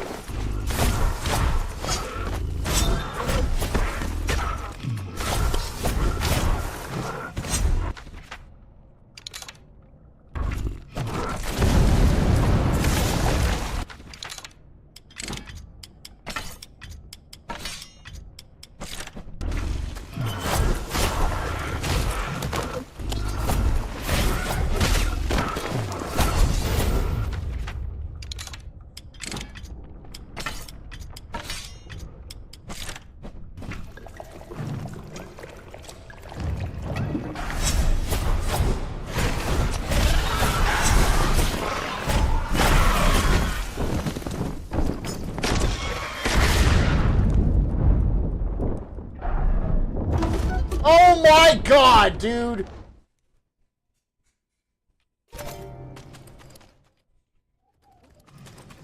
The cultists defending the Scorcher's nest were clearly looking for a new leader. Arlo would kill 2 birds with 1 stone today.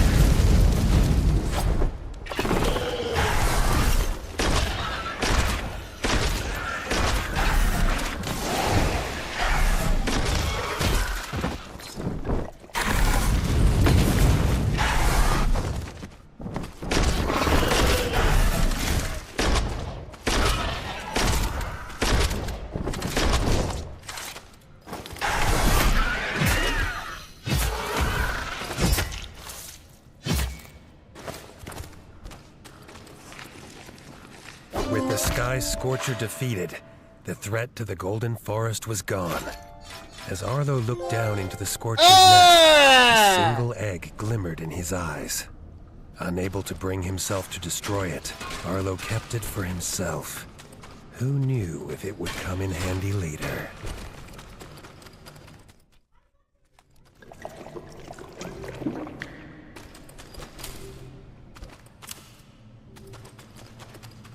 All right, you guys.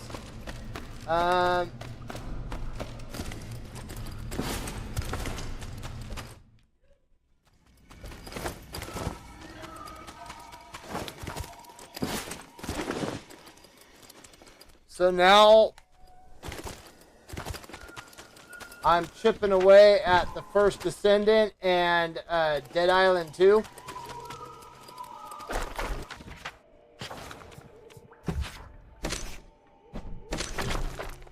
Go put Reggie up.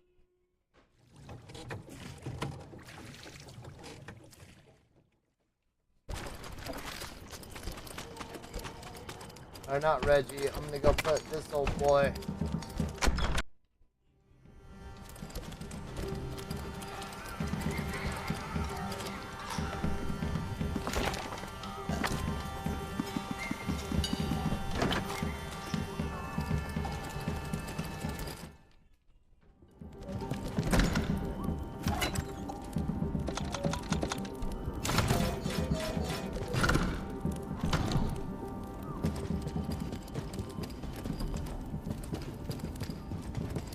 All right. Let's check it out.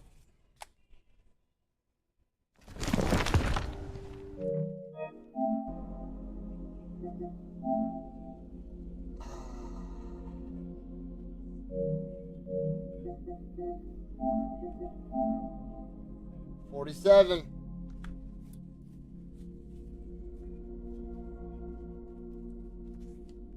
47. I actually need to work on Skull and Bones. Skull and Bones, Dead Island 2, and I think Liza P will be number 50. Maybe. I don't know. Dead Island 2 is definitely going to be number 48. Skull and Bones, or I don't know. First Ascendant, I still have a long way to go on this. But to answer your question earlier, I have 19 hours in this game, minus like 7 for like bullshitting and talking and like reading and stuff like that. So I have roughly like 12 straight hours of gameplay in this.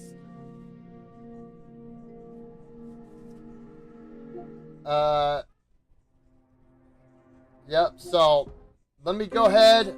I'm going to hop off. Both of my homeboys are on, so I'm going to hop in with them.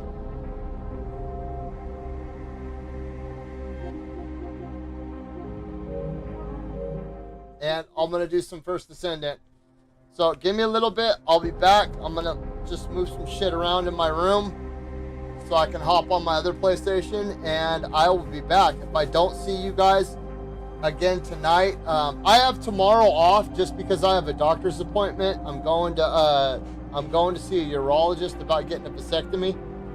So that's like at 3 o'clock, and if it's still raining, I've got shit I gotta do. But if I don't see you guys again tonight, hopefully I will see you guys again tomorrow. We're going to start chipping away at Dead Island 2 again because I don't have that many more trophies to go. I've just got to kill some more shit and then do some co-op shit, and I'll be done with that. Skull and Bones is relatively easy. I need, 16 more trophies, and it's mainly just sailing around and collecting shit. So that will be, what I say, I'm at 47 right now, 48, 49, and then Liza P will be 50. So that being said, if I don't see you guys again tonight, I want to thank all you guys for stopping by. You know, like I said, you guys could have went anywhere else, but you chose to come here and hang out with me, and I greatly appreciate that. Let's check out what the monthly games are.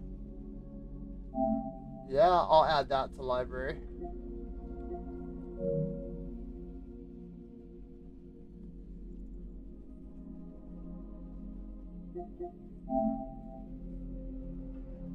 Oh, Payday 3. Yep, add to library.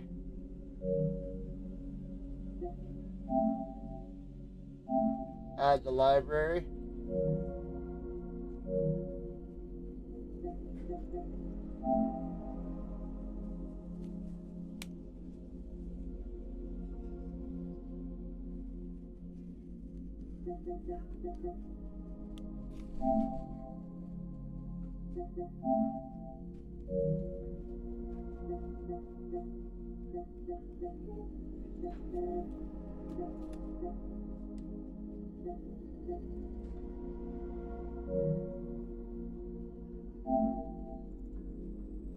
Yeah, you know what? I just may play that.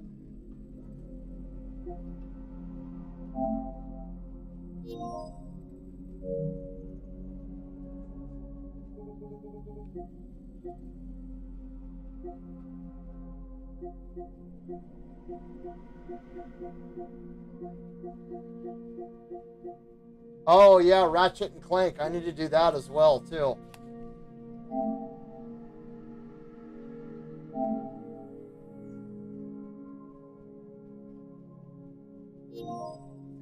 Yeah, I know.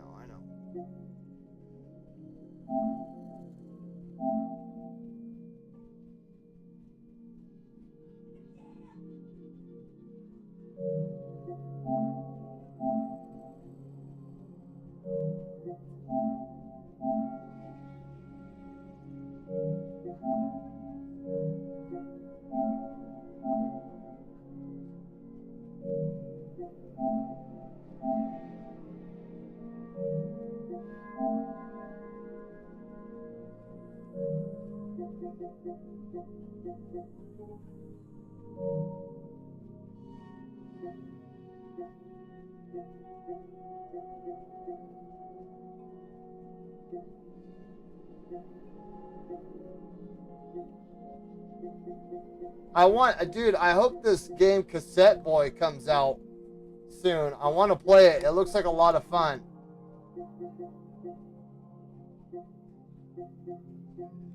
Well, alright, you guys. Let me hop off right now. Wait, what is this?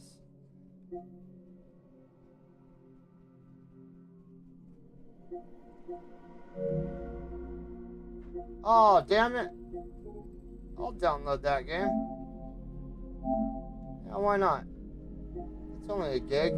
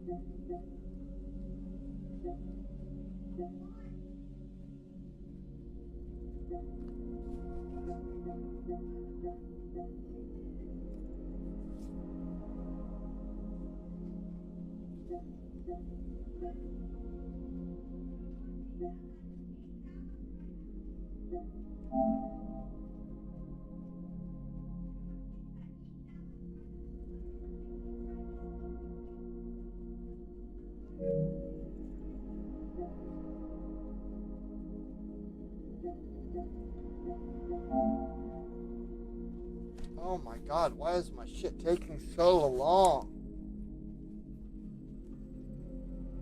Either way. Okay, you guys, I'm gonna hop off. I'll be back in just a little bit with some First Descendant. But yeah, I will be chipping away at Skull and Bones and Dead Island 2. I have to focus on those games.